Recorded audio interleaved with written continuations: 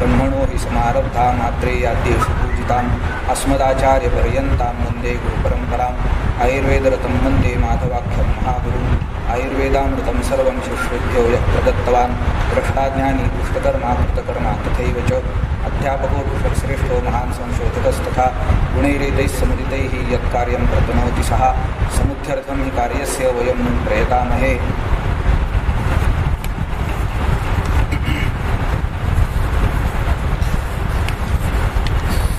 On popular demand आपण आज एक व्याख्यान घेतो इथं.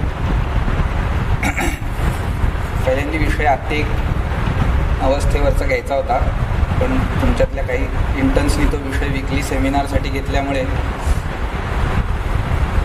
फोडल्याची खिरापत जशी आधीच फोडू नये तसं मी म्हणलं की त्यावेळेला बोलायलाच लागेल, तेव्हा बोलू. म्हणून हा विषय वेगळा घेतला आहे, क्लिनिकल ॲप्लिकेशन ऑफ बस्ती. लातूरच्या आयुर्वेद महाविद्यालयामध्ये स्टेट लेवल सेमिनार झाला होता बस्ती विषयावर. त्यामध्ये हा विषय मांडला होता. प्रॅक्टिसमध्ये आपल्याला बस्तीचा बराच वापर करावा लागणार आहे किंवा करावा लागतो. रादर कोणत्याही आयुर्वेद तज्ज्ञाकडं येणारं जर क्लायंटेल बघितलं पेशंटचं, तर त्यातले 80% आधी वातव्याधी, उरलेले 5-10% वातरक्तवाले, बाकीचे उदरशूलबिल तसल्या प्रकारचे. म्हणजे बस्ती सोडून चिकित्सा करताच येणार नाही अशी परिस्थिती आहे. 95% तरी पेशंट क्लायंटेल आपला असा असेल की जे इंडिकेटेड फॉर बस्ती. आणि शेवटचा पर्याय म्हणून आयुर्वेदाकडे येणारे आत्ताच्या काळातले जे रोगी आहेत ते सगळं त्रिमर्मीय विकार घेऊन येतात, आणि त्यातही बस्ती हा श्रेष्ठ सांगितलं. म्हणजे ही सगळ्या अर्थाने क्लिनिकल प्रॅक्टिसमध्ये आपल्या आवश्यक अशा स्वरूपाची चिकित्सा आहे, आणि ती त्या दृष्टीने माहिती असणं आवश्यक आहे आपल्याला.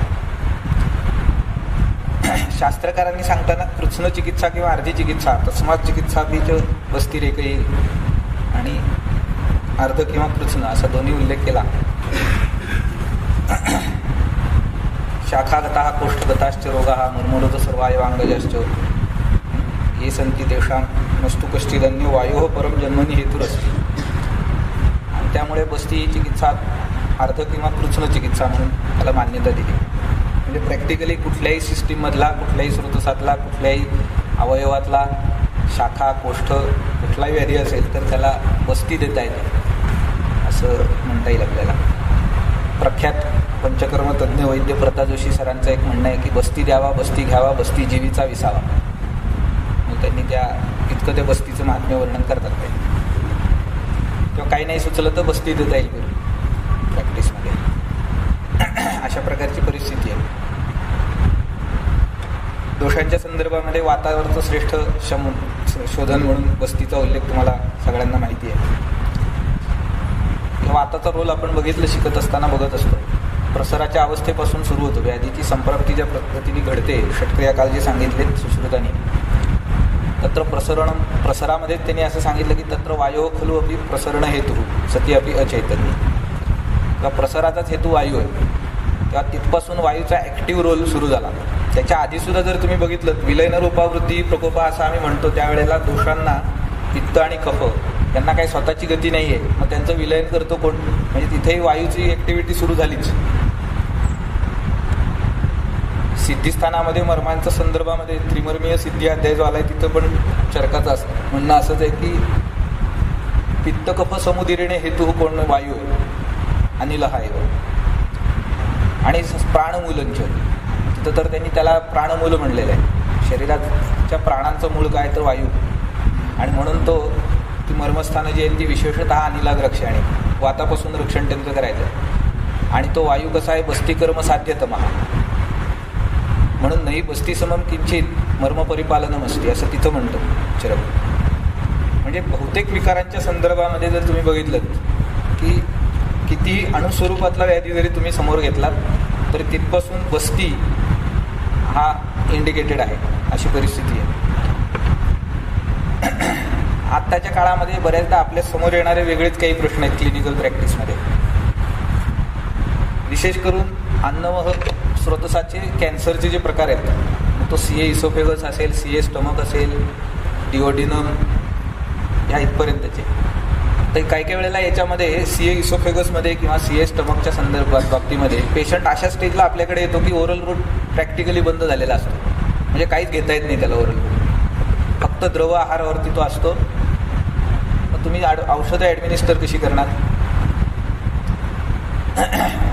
IV रूट आपण वापरू शकत नाही, म्हणजे आयुर्वेदिक प्रॅक्टिस करत असू तर. मग राहायला रूट कुठला? रेक्टल रूट, बस्तीच्याद्वारे, आणि त्याद्वारे तुम्ही तिची औषधं देऊ शकता. म्हणजे तिथून मग पेशंट बरा करण्याच्या दृष्टीने द्यायची औषधं आणि यापनार्थ द्यायची विद्येच्या वस्तूसुद्धा, म्हणजे मग त्याच्यामध्ये क्षीर आहे, मांसरस आहे, अशा प्रकारच्या ह्यासुद्धा तुम्हाला द्यायचा एक सेफ रूट आहे, तो रेक्टल रूट. रॅब्सॉर्प्शन चांगला असतो. बस्तीचं क्लासिफिकेशन जर बघितलं, पंचकर्माचं पुस्तक जे आहे कस्तुऱ्यांचं, त्याच्यात त्यांनी या विस्ताराने मांडला आहे विषय. अनेक प्रकारे बस्तीचं वर्गीकरण तुम्हाला करता येऊ शकतात, ग्रंथात मांडता येऊ शकतात. थोडक्यात इथं घेतलेली आहेत बस्ती. द्रव्यभेदाच्या दृष्टीने स्नेह, अनुवसन, मात्रा, निरूह. निरूहाच्या स्टँडर्ड प्रिपरेशनमध्ये साधारणपणे हे आलं पाहिजे. आता हे अशासाठी समोर ठेवते की तुम्ही उद्या प्रॅक्टिसमध्ये पडणार आहात, तर बऱ्याचदा ते माहिती नसतं आपल्याला की काय काय घालतात. म्हणजे बऱ्याचदा आपण विचारलं तर फार बाळबोध उत्तरं देऊ शकतो की नाही, तो मामा करून आणतो आणि देतो, किंवा मावशी देते. मावशी काय करते, मामा काय घालतो ते त्यालाच माहिती, अशी परिस्थिती आहे. म्हणजे बऱ्याचदा वैद्यांचा काही काही वेळेला असं अंडरस्टँडिंग असतं की मी बस्ती द्या एवढंच सांगायचं आहे, त्याच्यात काय घालून द्या हा विषय आहे, तो सगळा अटेंडंटच्या अधिकारातला आहे असं नाही आहे. हा पूर्णतः वैद्याच्या अधीन असलेलाच विषय आहे. त्याला माहिती पाहिजे की कॉम्बिनेशन काय करायचं आहे. जर अवस्थावशात बदलायचं असेल तुम्हाला, तर ते बदलण्यासाठी आधी मुळात काय आहे ते माहिती आहे असायला. तर साधारणपणे दशमुळाचा काढा, आता एक अष्टांग हृदय सूत्रस्थान अध्याय 19 जर काढलात बस्ती चिकित्सेचा, तर त्यांनी त्याच्यामध्ये क्वाथे विंशती फलम द्रव्यसे अष्टोपलानीचे वगैरे दिलेले आहेत विस्ताराने. त्याच आधारावरती हे केलं आहे. तेव्हा 800 ते 900 ml साधारणपणे दशमूळ किंवा इतर द्रव्यांचा काढा. बाय डिफॉल्ट दशमूळ क्वाथ निरोध देतात, पण तुम्हाला वेगळे काही औषधं द्रव्य घालायचे असतील तर स्कोप आहे बरोबर. ग्रंथामध्ये व्याधी परत्वे सुद्धा निर्वाहाचे योग आलेले आहेत, ते सुद्धा तुम्ही वापरू शकता. तेलामध्ये तिळतेल, एरंड तेल अपेक्षेप्रमाणे काय गरज आहे त्याप्रमाणे. वाताच्या संदर्भामध्ये 5 फलं 200 ml साधारणपणे जातं. ग्रंथोक्त मात्रा बघितली तर इथपर्यंत जाते. द्यायची का नाही आजच्या काळातल्या अग्निबलाच्या दृष्टीने तुम्ही बघायचं आणि रुग्णबलाच्या दृष्टीने. पित्त आणि स्वस्थासाठी 150 ml साधारणपणे, आणि कफाला 100 ml अशी ग्रंथोक्त मात्रा आहे. मधू 40 ग्रॅम ग्रंथाप्रमाणे आहे, एवढा घातला जात नाही आत्ता, पण ग्रंथोक्त जर अगदी स्टँडर्ड प्रिपरेशन हवं असेल तर असं आहे. आणि कल्क 10 ते 15 ग्रॅम, 1 तोळा सांगितलं आहे. कन्व्हर्जन तोळ्याचं मागे पुढं होऊ शकतं. सैंधव 5 ग्रॅम या प्रमाणामध्ये साधारणपणे. अनुवसनाची मात्रा 120 ते 240 ml ग्रंथाप्रमाणे बदलू शकते. मात्रा बसती 60 cc. आता पाउचेस अवेलेबल आहेत प्रॅक्टिसमध्ये जेव्हा पडाल त्यावेळेला. तिळतेलाचे 60 cc पाऊच येतात, नारायण तेलाचे येतात, बला तेलाचे येतात. काही काही वैद्य हे तुम्ही ऑर्डर कराल त्याप्रमाणे विशिष्ट स्नेहांचे सुद्धा पाऊच तुम्हाला अवेलेबल करून देऊ शकतात. आत्ता कारण डिस्पोजेबलचा जमाना आहे, लोकांना काही वेळेला ते कौतुक असतं. कारण काही जे हेल्थ कॉन्शियस लोक असतील, विशेषतः शहरी भागात प्रॅक्टिस करत असाल तर तो कॅथेटर तुम्ही किती लोकांना वापरला असा एक खोचक प्रश्न, आणि पुण्यात तर नक्की विचारतील. पुण्याला जर प्रॅक्टिस करत असाल तर खिशातनं काढूनच कॅथेटर पेशंटच्या समोर वापरा जर वापरणार असाल तर, कारण अनंत प्रश्न त्याच्या डोक्यात असतात आणि ते जमेल तेवढे तिरके तोंड आणून विचारले जातात. मग त्या पहिल्या लोकांची नावं सांगा वगैरे असं सुद्धा विचारेल कोणीतरी, आणि जास्त शाणा असेल तर त्यामध्ये हा प्रकार फार बरा पडतो. पाउचेस जी आलेली आहेत ती डिस्पोजेबल असतात, एकाला दिलं आणि टाकून दिलं, तर तेही तुम्ही आजच्या काळात वापरू शकता. स्टँडर्ड जर क्षीरबस्ती तुम्हाला द्यायचा असेल तर म्हणजे साधारणपणे प्रॅक्टिसमध्ये OPD लेवलला आपल्याला जर द्यायची असतील ही बस्ती तर काय साधारण प्रमाण असू शकतं. याचप्रमाणे आपण इथे पंचकर्मातही वापर वगैरे बघत असाल तुम्ही. कुठलंही द्रव्य जे असेल, तुम्हाला कुठल्याही द्रव्याचा क्षीरबस्ती द्यायचा आहे, एकेरी द्यायचा आहे, गण द्यायचा आहे, काय असेल ते 5 ग्रॅम, क्षीर 100 ml, पाणी 100 ml घालायचं, त्याच्यामध्ये उकळायचं, सिद्ध झालं म्हणजे 100 ml दूध उरलं की त्याच्यामध्ये तुमचं तिक्तक घृत आहे, महातिक्तक घृत आहे ते घाला. म्हणजे जो अस्थिमज्जागत विकारांमध्ये द्यायचा बस्ती आहे तो क्षीरबस्ती तुमचा याप्रमाणे तयार होतो. अवस्थावशात द्रव्य बदलू शकता, कधी शतावरी घाला, यष्टीमधू घाला, गुडूची घाला, पंचतिक्त घाला, ते त्या त्या अवस्थेप्रमाणे तुम्ही सिलेक्ट करू शकता.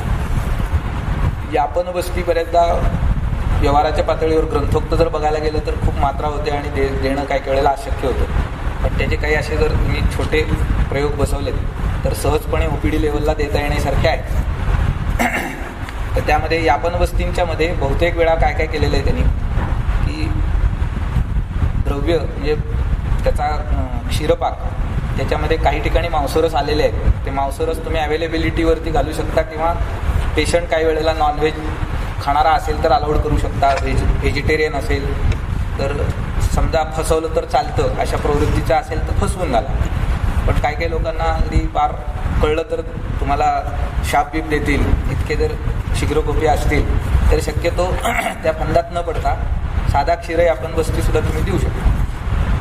त्याच्यामध्ये द्रव्य 5 ग्रॅम, क्षीर म्हणजे क्षीरपाकाच्या स्टाईलने हा क्षीरपाक तयार केलात की त्याच्यामध्ये तैल, घृत आणि मधू, तर त्याचं तेच प्रमाण घ्यायला पाहिजे असं नाही. तुम्ही वातपित्त कफांच्या अनुबंधानुसार प्रत्यक्ष रुग्णातल्या हे प्रमाण कमी जास्त करू शकता, ते तेवढंच घालायला पाहिजे असं काही नाही आहे.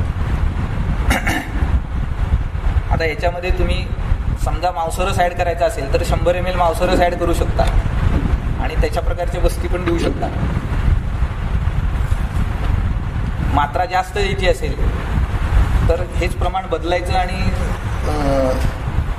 यांनी सलाईन सेट जो असतो त्यांनी फक्त सुई काढायची पुढची, तिथे कॅथेटर लावायचा नाही. तुम्ही म्हणाल बारीक बारीक गोष्टी सांगता, विसरलात तर भलतीकडनं इंट्राव्हेनस जायचं, तर ते कॅथेटर लावायचं विसरू नका. सुई काढायची पुढची, कॅथेटर लावायचा आणि सरळ सलाईनच्या बाटलीचा उपयोग आपण बस्तीसाठी करू शकतो. त्याच्यामध्ये स्लो ड्रिप मेथडनी तो देता येतो, ॲब्सॉर्प्शन चांगलं होतं असा अनुभव आहे. पण कसं म्हणजे परिस्थिती कशी आहे, आपल्याला हे करणं शक्य आहे का? मी दिलेले आहेत, पेशंटच्या घरीसुद्धा दिलेले आहेत. काय म्हणजे हे पडद्याचे बार अशा कामांसाठी आपल्याला उपयोगी येतात काय, कारण तिथं काय सलाईन स्टँड घेऊन जाणार नाही आपण पेशंटच्या घरी जाताना, किंवा त्याच्या घरी तो असण्याची शक्यता नाही. तर तुम्ही सांगितलं की अहो सलाईन स्टँड एक आणून ठेवा, मी बस्ती द्यायला येतो, ते म्हणतील येऊ नका. आणि तेवढ्यासाठी तो 2,000चा सलाईन स्टँड कोण घेणार? तुम्हाला मार्ग असे शोधून काढायचे की जे आहे त्याच्यात चालवता आलं पाहिजे काय. मग काही काही ठिकाणी बांधायचं कशाला, तर सुतळीचा सुद्धा प्रयोग मी केलेला आहे की सुतळी घ्यायची मोठी त्यांनी बांधायचं. तर मार्ग काढायचे तसे आणि तसेही देऊ शकता. किंवा बृहण बस्ती ज्याला म्हणतात मात्रा जास्त असते पण OPD लेवलला द्यायचं असेल तर क्षीर आपण अशा प्रकारे 100 ml सुद्धा तुम्ही देऊ शकता आणि काम होऊ शकतं. वैतरण बस्ती बऱ्याचदा व्यवहारामध्ये वापरात आहेत. आता ग्रंथोक्त प्रमाण काही काही वेळेला डिफर होतात. एक स्टँडर्ड जर आपल्याला बसवायचं असेल की ज्याने आपल्याला व्यवहार साधता आला पाहिजे तर तेच इन्ग्रेडियंट्स आहेत. चिंचेचा कोळ 150 ml करायचा. हे चिंच साधारणपणे 25 ते 30 ग्रॅम घेतली आणि 150 ml पाण्यामध्ये, गरम पाण्यामध्ये ती भिजत ठेवा. 2-3 तास भिजल्यानंतर पाणी काढून, ज्यांनी भेळेला वगैरे स्वतः पाणी तयार केलेलं असेल त्यांना अनुभव असेल. फक्त त्याच्यामध्ये बाकीची द्रव्य खजूर बिजूर घालू नका फ्लेवरसाठी काय, इथं फक्त चिंच घालायची कारण फ्लेवर लागणार नाही आहे, बस्ती देणार आहे, त्यामुळे घालून काय उपयोग नाही. त्याच्यानंतर गूळ 25 ग्रॅम, त्याच्यामध्ये नंतर तो विरघळून घ्यायचा आहे. सैंधव 10 ग्रॅम आहे. गोमूत्र 250 ml, तिळतेल 50 ml. बऱ्याचदा आता शहरी भागामध्ये गोमूत्र मिळवणं हे दुरापास्त आहे काय, म्हणजे स्वतःची गाय बी पाळावी लागेल आणि तो एक मोठा बाका प्रसंग असेल. मग गोमूत्राचे आजकाल काही तुम्हाला तयार कल्प मिळतात. कंपन्यांनी आता ती एक व्यवस्था सुरू केली, गोचरण अर्क, गोमूत्र अर्क किंवा आसव, गोमूत्राचा आसव केलेला आहे लोकांनी. या कल्पना जशी म्हणजे गरज निर्माण झाली तशा सुरू झालेल्या आहेत. ह्या ग्रंथामध्ये आलेल्या नाही आहेत कल्पना. पण मग ते टिकाऊ कसं ठेवता येईल 12 महिने मिळेल असं कसं करता येईल. यातनं या कल्पना जन्माला आल्या आणि त्याचा वापर होतो, चांगला होतो. ते गोमूत्र अर्क घेतलात तर तो डायल्यूट करून वापरा, कारण तो कॉन्सन्ट्रेटेड असतो. म्हणजे 250 ml गोमूत्र आपल्याला हवं असेल, करायचं आहे, अपेक्षित आहे, तर साधारणपणे तो अर्क जो असतो पुन्हा त्यातही दोषानुबंधानुसार तुम्ही डायल्युशन कमी जास्त करू शकता. रिझल्टंट 250 ml पाणी तयार झालं पाहिजे, तर त्याच्यात अर्क किती घालायचा हे 10 ml 20 ml 30 ml किती तीक्ष्ण पाहिजे तुम्हाला वैतरण व्हायला त्याच्यावरती ते साधारण अवलंबून असेल. म्हणजे पुन्हा रुग्णबल अग्निबल हे बघूनच तुम्हाला त्याचा निश्चय करावा लागेल. पण अशा प्रकारचे तयार कल्प बाजारात उपलब्ध आहेत, त्यांचा वापर करू शकता. प्रत्येक वेळी फ्रेश गोमूत्र मिळणार, मिळालं तरी ते जुनं बिनं असेल तर त्याचे काय आणि दुष्परिणाम असतील स्वतःचे. तर त्यापेक्षा ज्या काही फिल्टर्ड अशा प्रकारचे आणि तयार बाटलीतलं वगैरे औषध वापरलं की पेशंटलाही बरं वाटतं, म्हणजे त्यालाही भीती नको काय घातलं नेमकं वगैरे. आणि टाईम ऑफ ॲडमिनिस्ट्रेशन वैतरण बस्ती हा कोष्ठ शोधनासाठी दिला जातो. शूल अनाह आमवातहर असा वर्णन आहे त्याचं. तेव्हा तो निरोह जसा देतात त्या काळी द्यायचा आहे, भरल्या पोटावरती द्यायचा नाही. काय, कारण तिथं स्तंभ दूर करणं, वाताचं अनुलोमन मलाचं अनुलोमन करून स्रोतो विकसन करून घेणं, अशा प्रकारची अपेक्षा आहे. मोड ऑफ ॲक्शनच्या दृष्टीने किंवा कर्म या दृष्टीने बस्तीचे किती प्रकार ग्रंथात उल्लेखित आहेत ते बघा. शोधन, लेखन, स्नेहन, बृहण, उत्क्लेशन, शमन, रसायन, वाजीकरण, चक्षुष्य, बलवर्णकृत, स्नेहनीय, शुक्रकृत आणि कृमिघ्न. शुक्रकृत म्हणून आलेला जो बस्ती आहे तो निरूह प्रकाराचा आहे. शुक्रकृत आहे म्हणजे तो शुक्रवर्धन करतो अशा अर्थाने नाही आलेला. तर तिथे अपेक्षा निरूह का दिला आहे, तर तिथे अपेक्षा एवढीच आहे की वाताची गती सुधारायची आणि शुक्राच्या श्रवणातला जो अडथळा आहे तो दूर करणारा अशा प्रकारचा बस्ती येतो. आता आणि पण असतील ग्रंथांतरी जर शोधलेत तर वेगवेगळ्या कर्म प्रधान अशा स्वरूपाचे बस्तीचे प्रकार. संख्या बस्ती तुम्हाला कर्म, काल आणि योग हे 30, 15, 8 साधारण त्याचं शेड्यूल कसं असू शकतं, कारण बऱ्याचदा हा गोंधळाचा विषय असतो. कर्मबस्ती कालबस्तीकडे फार लोक जातच नाहीत. योगबस्ती, कारण आत्ताच्या काळामध्ये लोकांना आधी एकतर एक बस्ती घ्यायला सुद्धा वेळ नसतो. ते 8, 15, 30 तो म्हणतील तुम्हीच घ्या, मी 2 घेतो बाकीचे तुम्ही घ्या, अशी परिस्थिती. किंवा अगदी श्रीमंत गटातले वगैरे लोक असतील तर ते म्हणतील मी नोकर पाठवतो त्याला द्या. काही काही लोकांना तसं असतं ना, मैं क्यों करू, नौकर रखे आहे, तर तसाही एखादा मिळू शकतो. तर बऱ्याचदा हे तसं प्रकरण अवघड आहे. 8, 15, 30 8पर्यंत सुद्धा मोठ्या शहरांमध्ये तुम्ही जर बघितलं तर लोकांना मुश्किलीने वेळ काढता येतो. पण त्याच्यापेक्षा खाली आपणही येऊ नये, कारण ग्रंथांनी 8 सांगितलेत ते मिनिमम आहे. पण अगदी आता म्हणजे ते लोकांना ॲकोमोडेट करायचं म्हणजे किती, मग तुम्ही एक बस्ती घ्या असं इथपर्यंत अगदी येण्याची काय आपल्याला गरज नाही. मग घ्यायचं तर घ्या, नाही तर नका घेऊ. मग शेवटी ते सांगावं लागेल. साधारणपणे हे शेड्यूल आहे. कर्मबस्तीमध्ये 18 स्नेहबस्ती आणि 12 निरूह आहेत, असे 29. त्याचं साधारणपणे कुठेही बघितलं तर स्नेहबस्तींचं प्रमाण जास्त आणि निरूहाचं कमी असंच प्रमाण डिस्ट्रीब्युशन दिसतं तिन्ही प्रकारांमध्ये. आणि शेवटी स्नेहबस्ती बघा, याच्यामध्ये किती 5-6 स्नेहबस्ती आलेले आहेत. म्हणजे एक हा शेड्यूलमधला आणि नंतर 5 शेवटचे स्नेहबस्ती, अशा प्रकारचं ते एकूण योजना आहे. म्हणजे वातावरती काम करायचे म्हणून केवळ निरूह दिलेले नाही आहेत, तर त्याच्यामध्ये स्नेहबस्ती आणि निरूह असं ब्लेंडिंग केलेलं आहे. आणि त्यातही स्नेहबस्ती हे जास्त आहेत, कारण वाताला स्नेहाने जिंकायचं आहे, हे विसरायचं नाही. तसं कालबस्तीमध्ये 10 स्नेह आणि 6 निरूह असे एकूण 16 किंवा 15 पण आहेत. काही ग्रंथकारांनी 15 सांगितले, वाग्भटांनी 15 सांगितले. योगबस्तीमध्ये 5 स्नेह आणि 3 निरूह असे एकूण 8. हे साधारणपणे आपण बस्तीच्या शिबिरामध्ये वगैरे हे फॉलो करतो. बऱ्याच लोकांना त्याचा फायदा चांगला होत दिसतो, झालेला बघायला मिळाला असेल तुम्हाला. काही अनुषंगिक कर्म या अर्थाने आलेले बस्तीचे प्रकार किती आहेत बघा. यापन बस्ती, सिद्ध बस्ती, प्रासृत योगिकी, प्रमाणावरती केलेली नावं आहेत, द्वादश प्रासृतिकी, पादहीन, हे सगळे सिद्धिस्थानामध्ये हे प्रकार सापडतात. तीक्ष्ण, मृदू, पिच्छा बस्ती आणि रक्तबस्ती. रक्तबस्तीचं सुद्धा वर्णन पुष्कळ ग्रंथकारांनी केलेलं आहे. आजकाल दिला जात नाही, पण काही वैद्यांनी तसे प्रयोग केलेले आहेत आणि ते चांगले यशस्वी पण झालेले आहेत.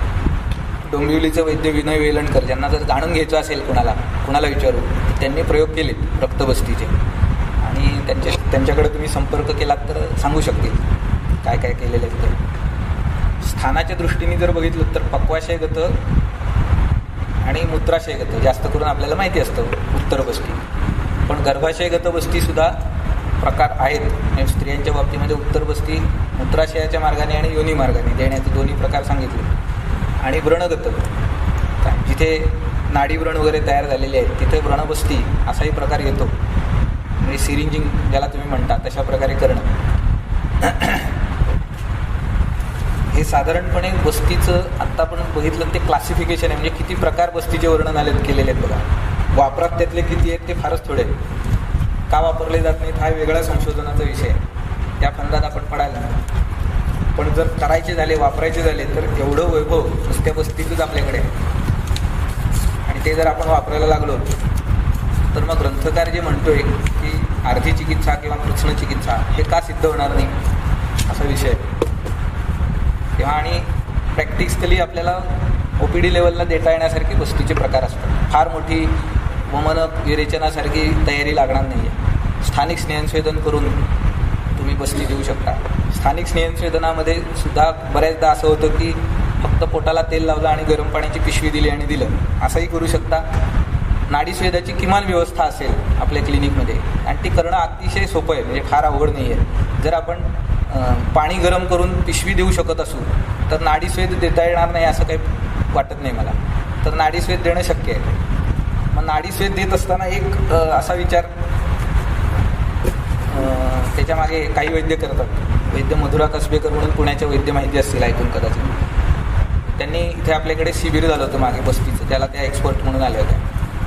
तर त्यांची सूचना अशी होती की उदरकटी पृष्ठ याला आपण स्नेहन करतो, कारण पक्वाशय हे वाताचं स्थान आहे आणि तो बस्ती टिकावा अशी पण त्याच्या मागची अपेक्षा आहे आपली. आणि किंवा निरुवाच्या बाबतीमध्ये मलवातानं लोमन नीट व्हावं, अनुवासन बस्ती जो आहे तो रिटेन नीट व्हावा, जास्त काळपर्यंत व्हावा, म्हणून आपण ते स्थानिक स्नेहसंवेदन करतो. तर त्याच्या पुढे जाऊन त्यांचं म्हणणं असं होतं की ज्या भागांमध्ये शूल आहे शरीराच्या अवयवांच्या ठिकाणी तिथे पण स्नेहन करून स्वेदन करून ते बस्ती जर दिले तर जास्त चांगले फायदे मिळतात. कारण बघा आपण असं म्हणतो ना की पक्वाशयामध्ये दिलेला बस्ती हा वीर्याने त्याच्या काम करतो आणि सर्व शरीरगत व्याधी दूर करतो. तर मग समजा आम्ही वामहस्तशूल अशी काहीतरी कंडिशन आहे आणि बस्ती देत असू तर इथला वात शमन व्हायला हवा म्हणून आम्ही इकडं बस्ती देतोय. तर मग स्नेहसंवेदन जर स्थानिकही केलं तर तिथल्या वातशमनालाही फायदा होईल आणि हा बस्ती पण जास्त कारमुक होईल असं त्यांचं एक ऑब्झर्वेशन होतं आणि त्याप्रमाणे आम्ही करून बघितले, त्याचे फायदे मिळतात. म्हणजे ज्या संधींच्या ठिकाणी शूल असेल त्या संधींनाही स्नेहसंवेदन करायचं आणि बस्ती द्यायचं उदरकटी पृष्ठाबरोबरच. असं एक सुरू केलं तर बऱ्याचदा फायदा होतो. आणि बहुतेक वेळा आपले रोगी जे असतात ते जानुसंधी शूल, कटीशूल या प्रकारातले गुल्फसंधी तिथलेच असतात. म्हणजे अधोकटी स्नेहन करायचं, नाडीस्वेद द्यायचा आणि बस्ती द्यायचा असं रुटीनली सुद्धा आपण करू शकतो आणि त्याचे फायदे जास्त चांगले मिळतील. आता प्रॅक्टिसमध्ये आपल्या समोर येणारे जे पेशंट असतात ते बऱ्याचदा बुक पिक्चर घेऊन येत नाहीत, पण आपण जर पुस्तक समोर ठेवलं आणि त्याच्यात ती अवस्था शोधण्याचा प्रयत्न केला तर मार्ग नक्की मिळू शकतो. तो काहीतरी निदान वेगळं घेऊन आलेला असेल, असू दे, ते आपल्याला लागत नाही आहे. आपल्याला त्याची लक्षणं समुच्चय बघितल्यानंतर ग्रंथात कुठे त्याचा विषय आलेला आहे आणि तिथं काय चिकित्सा केली आहे या पद्धतीने जर बघायचं झालं तर एक हे प्रेझेंटेशन तयार करताना विषय डोक्यात घेतला की आपण चरकस्तु चिकित्सिते असं म्हणतो ना, तर मग चरकामध्ये आलेले जे 30 अध्याय आहेत चिकित्सेचे त्यातले काही चिकित्सा प्रधान जे अध्याय आहेत किंवा ज्या अध्यायांमध्ये चरकांनी अवस्था वर्णन केल्या बस्तीच्या त्या जर काढून समोर ठेवल्या तर ती प्रॅक्टिसमध्ये शेवटी काय यदि हास्ती तदन्यत्र यज्ञ हास्ती न तत्क्वचित असंच आहे ना, त्याच्या बाहेरचं काही नाही आहे. मग ग्रंथोक्त आधी अवस्था समजल्या त्या समोर असतील तर आपण एक्झिक्युशन जास्त चांगलं करू शकतो. या दृष्टीने हे कंपायलेशन घेतलं करून की चरकाच्या ज्वरापासून शेवटपर्यंत 30 अध्यायांमध्ये कुठे कुठे बस्ती आलेले आहेत हे फक्त चरकाच्या चिकित्सा स्थानावर केलेलं आहे. आता तुम्ही सुश्रुत, अष्टांग हृदय, अष्टांग संग्रह, चरकाचं सिद्धिस्थान वगैरे आणि पुष्कळ ठिकाणं आहेत तिथं धांडोळी करू शकता तुम्ही आणि नवीन नवीन अवस्था तुमच्या समोर येऊ शकतात. एक दिग्दर्शन मात्र होण्यासाठी फक्त समोर ठेवतो. ज्वरामध्ये सुरुवातीच्या अवस्थेमध्ये काहीच करायचं नाही आहे, लंघनच आहे. किंवा तिथे ग्रंथोक्त जर चिकित्सा चरकाची वगैरे बघितली तर काही फक्त त्याला लंघनावर ठेवायचा. उष्णोदकपान, षडंगोदक वगैरे फार फार तर म्हणजे 6 दिवसानंतर 7व्या दिवशी लघवन्न प्रतिभोजन, 8व्या दिवसापासून कषाय वगैरे असा सगळा विषय येतो. त्यामुळे साधारणपणे 10 दिवसाच्या पुढे इतर उपक्रमांची व्यवस्था चरकांनी दिली आहे. त्याच्यामध्ये हा जो पहिली अवस्था आहे की ज्वरक्षीणस्य न हितम न वमनम न विरेचनम कामम तू पैसा तस्य निरुहैहि वा हरेन मला. ज्वरामुळे आधीच रोगी क्षीण झालेला आहे, त्याला वमनही देता येणार नाही, विरेचनही देता येणार नाही, अशी अवस्था असेल तर चिकित्सा कशाने करायची? त्यांनी 2 पर्याय समोर ठेवले. एक पयसा म्हणजे दुधाने, किंवा निरुह देऊन त्याचे मलहरण करावं किंवा दोषहरणासाठी निरुह द्यावा. निरुहाची कारमुक्ता काय सांगितली बघा इथे. म्हणजे निरुह काय ॲक्शन दाखवतो. निरुह हा बलम अग्निंच विज्वरत्व मुदम रुचिम परिपक्वेषु दोषेषु प्रयुक्त हा शीघ्रम आवहेत. काय काय करतो? अग्निबल वाढवतो, बलवर्धन करतो, अग्निवर्धन करतो, विज्वरत्व आणतो लवकर, म्हणजे ज्वराचा वेग लवकर शांत होतो. म्हणून बऱ्याचदा तुम्ही वैद्यांचे असे अनुभव ऐकले असतील की 10-12 दिवस ताप येत होता रोग्याला, मला बोलवलं, बघितलं तर अशी परिस्थिती होती आणि एक बस्ती दिला आणि नंतर त्याचा ताप गेला लगेच. तर एका निरोहाने कसं होतं ते इथे त्याची ॲक्शनच तशी सांगितलेली आहे की ते विज्वरत्व आणू शकतं. दोषनिर्हरण झपाट्याने होतं पक्वाशयातून, वातनिर्हरण होतं आणि ज्वरवेग शांत होतं. रुची निर्माण करणार आहे. मुदम याचा अर्थ मोद, एक पेशंटला हेल्दी फिलिंग लवकर इन्स्टिल करतो. कारण हे फार महत्त्वाचं असतं प्रॅक्टिसमध्ये. क्लिनिकल प्रॅक्टिसमध्ये जर तुम्हाला पेशंटनी औषध तुमचं घेतल्या सांगितलं ना की आता मला बरं वाटतंय, तर आपल्यालाच किती बरं वाटतं. म्हणजे अनुभव घ्याल तेव्हा कळेल तुम्हाला की ते एक जे वेलबिंगचं फिलिंग असतं ते त्याला आलं आणि ते चेहऱ्यावरही दिसतं. त्याच्या आपण विचारलं काय आता बरं वाटतंय ना, हो मस्त वाटतंय, असं त्यांनी सांगितलं की आपला जीव भांड्यात पडतो. तर हे फार महत्त्वाचं आहे आणि हे एकाच साध्या निर्वहनी होऊ शकतं ना, किंवा मुदम रुची. पण हे कधी करायचं? परिपक्वेषु दोषेषु प्रयुक्त. दोष परिपक्व झाल्यानंतर करायची अवस्था आहे. म्हणजे सामावस्थेमध्ये द्यायचा नाही आहे. 8 ते 10 दिवसात आधीच्या सगळ्या खटाटोपाने, म्हणजे पहिल्यांदी लंघन झालं, मग पाचन कषाय वगैरे सगळे झाले, दोषपाचन झालं, निरामवात आहे, अशा अवस्थेमध्ये तो गडबड करत असताना करायची गोष्टी येते. पुढची अवस्था सांगितली ज्वरे पुराणे. पुराण ज्वर संक्षीणे कफपित्ते. कफपित्त संक्षीण असताना, म्हणजे कफपित्त आता पहिल्या सगळ्या उपचारांनी तुम्ही पहिले जर सगळे उपचार बघितलेत 8व्या-10व्या दिवसापर्यंतचे, तर ते सगळे पाचन उपचार आहेत सगळे. त्यामुळे तोपर्यंत कफपित्त जर असेल जे काही ते त्याचं पाचन होऊन जातं, ते क्षीण होतं, संक्षीण असं. किंवा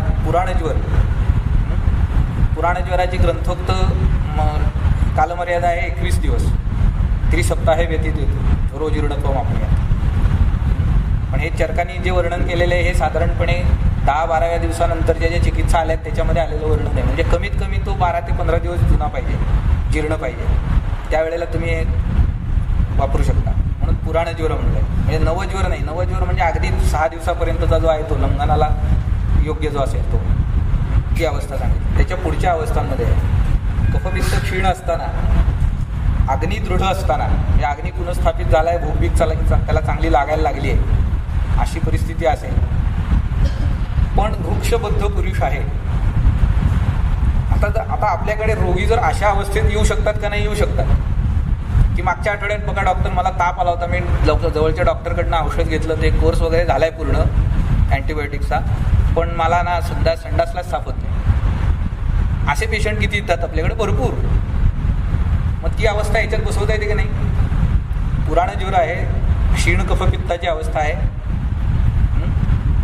अग्नी चांगला दृढ झाला, भूक लागते का नाही आता चांगली लागते म्हणून सांगतोय तो, पण वृक्षबद्ध पुरुष आहे, तर अनुवसन देऊ शकतो का नाही? आपण देऊ शकतो. म्हणजे प्रॅक्टिसमध्ये या अवस्था येतील समोर. काय तुम्ही त्या पिक केल्या पाहिजेत आणि तिथं एक्झिक्यूट करायचं आहे. म्हणजे फार मोठी चिकित्सा तिथं देत बसायची नाही आहे. तिथं अनुवासन दिला आणि विषय सुटला असा विचार करू नका की मी याला 1 दिवसात एकाच अनुवासनात कशाला बरा करू, 8 दिवसाचं औषध देतो, येऊ दे रोज. काय गरज नाही आहे. त्या एका अनुवासनाचा जो चमत्कार असेल ना, तो 100 पेशंट तुमच्याकडे पाठवत राहील. हे लक्षात घ्या. किंवा ग्रंथाने जर सांगितलेलं आहे हे द्या तर तेवढंच द्या आणि परिणाम बघा. ते परिणाम लास्टिंग असतात. काय एकदा त्या पेशंटला तुमच्याकडून बरं वाटल्यानंतर तो सगळे पेशंट तुमच्याकडे पाठवत राहतो. काही तुम्हाला पब्लिसिटीची गरज पडत नाही. तर त्या ह्या अवस्था आहेत. असे पेशंट आपल्याकडे येतात आणि प्रॅक्टिसमध्ये. बरोबर.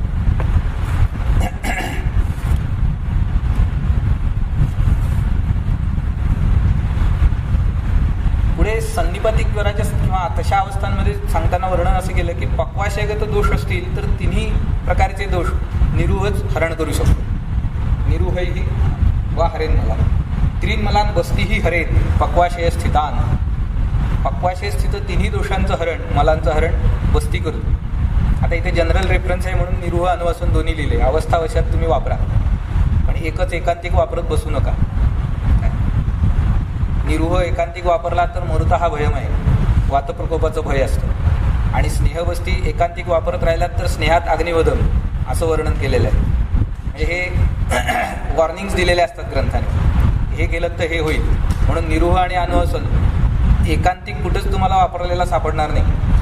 21 दिवस निरुह द्या वगैरे अशा प्रकारचे आदेश कुठंच येणार नाहीत. It is always blended with अनुवासन किंवा स्नेहबस्ती. मात्रा कमी जास्त असेल पण मग तुम्ही आत्ताच्या काळात अगदी सेफ म्हणून मात्रा बस्ती वापरू शकता. निरुह मात्रा असं कॉम्बिनेशन बघाल बऱ्याचदा. तर ते त्यासाठी पण ते पाहिजे. म्हणजे स्नेहबस्ती हा जोडीने गेला पाहिजे त्याच्या. नाहीतर वातप्रकोपाचं भय तुम्हाला दिसायला लागेल. हे बऱ्याचदा तुम्ही आता ज्या वेळेला वॉर्डात काम करायला लागाल त्यावेळेला बघाल पेशंट 1-2-3 दिवस निरुह झाल्यानंतर सांगायला लागतो वेगळीच लक्षणं. कुठंतरी दुखणं वाढलं माझं. आपल्याला कळत नाही हे सगळं असताना दुखणं का वाढलं. तर अशा वेळेला निरुह बंद करा, त्याचं दुखणं ते कमी येतं. कारण तो वातप्रकोप निरुहाने जो होत असतो. कारण बऱ्याचदा आपण सेफ साईड म्हणून मात्रा बस्ती दिलेला असतो, त्याची मात्रा कमी पडते स्नेहाची, तो 60च ml. आणि तिकडं निरुह मात्र जोरदार नेहमीच्या मात्रेमध्ये. हे बघायला पाहिजे. त्यामुळे अशा प्रकारची लक्षणं दिसतात. आदमानच सुरू होतं कुठेतरी, मला प्रवृत्तीच नीट होत नाही आहे किंवा दुखणंच वाढलं आहे माझं असं तक्रार उलटीच करायला लागतात. म्हणजे वाताची सगळी चिकित्सा स्नेहन स्वेदन बस्ती चालू असताना दुखणं कसं वाढलं विचार करायला पाहिजे. तर मग साधी एक चेंज करायचा असतो की निरुह बंद करायचा. त्याचा निरुहण झालेलं आहे तेव्हा सम्यक निरूढ लक्षणं दिसली जी आहेत ती झाली की निरुह बंद करायचं आहे असं ग्रंथाचा सुद्धा अभिप्राय आहे. मग तुम्ही तो लागोपाठ देतात तरी किती देऊ शकता. अष्टांग हृदयकाराचं म्हणणं असं आहे की द्वितीयोपी तृतीयोपी यावद्वा सुनिरूढता, तृतीयोपी चतुर्थोपी यावद्वा सुनिरूढता. 3 ते 4 पर्यंत सुद्धा निरुह लागोपाठ देता येतात जोपर्यंत निरूढ लिंग दिसत नाहीत तोपर्यंत. पण ते दिल्यानंतर थांबायचं, मग अनुवासन चालू करायचे. वातप्रकोप एकांतिक होऊ द्यायचा नाही. म्हणून ग्रंथकारांचा अभिप्राय दिसतो तो असा ते निरुह अनुवासन म्हणजे स्नेहबस्ती आणि निरुह. निरुहन स्नेहबस्तींचं ने एकमेव अतिशील आहे.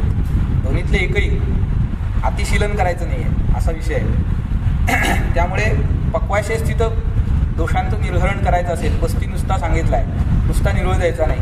निरुह अनुवासन असं कॉम्बिनेशन घ्या. वातप्रधान विषमज्वराच्या अवस्थेमध्ये बस्ती आलेला आहे तो अनुवासन बस्ती द्यावा असा आलेला आहे. विषमज्वर आहे तो. पुढची अवस्था जी आहे वातप्रधानम सर्पिरीभिही बस्तीभिही स अनुवासने. तिथे सुद्धा बस्तीभिही स अनुवासने. अनुवासन बस्ती सहित बस्ती द्यावी. म्हणजे निरुह अनुवासन दोन्ही देऊ शकता. पण वातप्रधान विषमज्वराची अवस्था आहे ते ह्या अवस्था आपल्याकडे खूप जीर्ण झाल्यानंतर येणार आहेत. आणि तिथं कदाचित आपल्याला म्हणजे तोपर्यंत औषधं बहुतेक सगळी वापरून झालेली असतात. तुम्ही काय वापरणार. आणि आपल्याला अशा प्रकारे काहीतरी त्या केसेस सोडवाव्या लागतात. काहीतरी वेगळा विचार करून वेगळी चिकित्सा करून. आणि त्यामध्ये सुद्धा बस्ती हा तुमच्या उपयोगी पडू शकतो. पुढची अवस्था अस्थिमज्जागत ज्वरातली निरुह आणि अनुवासन दोन्ही बस्ती अस्थिमज्जागत ज्वर. आता काही काही वेळेला वेगळंच निदान घेऊन लोक समोर येतील, त्याच्यामध्ये ज्वर आहे आणि अस्थिमज्जागत वाताची लक्षणंही दिसत आहेत आम्हाला, आणि त्याचं निदान काहीतरी आत्ताच्या याच्याप्रमाणे ॲक्यूट माइल्ड ल्युकेमिया आहे असू देते. आपल्या दृष्टीने ते कशात बसतंय ते बघा. म्हणजे नानल सरांनी, बापू नानलांनी जेव्हा पहिली केस त्यांची प्रसिद्ध झाली, त्याच्या आधी येत होत्या कॅन्सरची, ती ॲक्यूट माइल्ड ल्युकेमियाची केस होती. त्याचं निदान त्यांचं असं होतं अस्थिमज्जावृतवात, आणि ते निदान करून त्यांनी चिकित्सा केली आणि पेशंट बरा झाला. त्यामुळे कदाचित काही वेळेला असं असेल की ते एक धातू धरून बसले तर आपण तिसरीकडेच आपलं लक्ष केंद्रित केलं आहे, असं होऊ शकतं. शेवटी रिझल्ट देणं महत्त्वाचं आहे. आणि आपल्याला जर अशी खात्री वाटत असली की अस्थिमज्जागत लक्षणं आहेत तर जरूर तुम्ही ते करू शकता. कारण त्या लोकांच्या ज्वरामध्ये बऱ्याचदा ह्या प्रकारची लक्षणं दिसतात. तीव्र धातुक्षय असतो, अस्थि शूल असतो, सर्व अंग शूल असतो, अशा प्रकारे त्याच्याबरोबर ज्वर, देहोष्मा, वृत्ती अशा प्रकारची लक्षणं घेऊन ते येतात. तेव्हा तिथे तुम्हाला याचा विचार करायला हरकत नाही. त्याच्यानंतरची जी अवस्था आहे त्याच्यामध्ये आहे ती पुनरावर्तक ज्वरातली अवस्था आहे. सगळ्यात शेवटी म्हणजे ज्वरचिकित्सा संपताना चरकांनी या पुनरावर्तक ज्वराचं वर्णन केलं. रिकरंट फिवर त्याला आता तुम्ही म्हणू शकता. की गेला असं वाटतं, 2 दिवस पुन्हा येतो, पुन्हा 2 दिवसांनी जातो, पुन्हा येतो.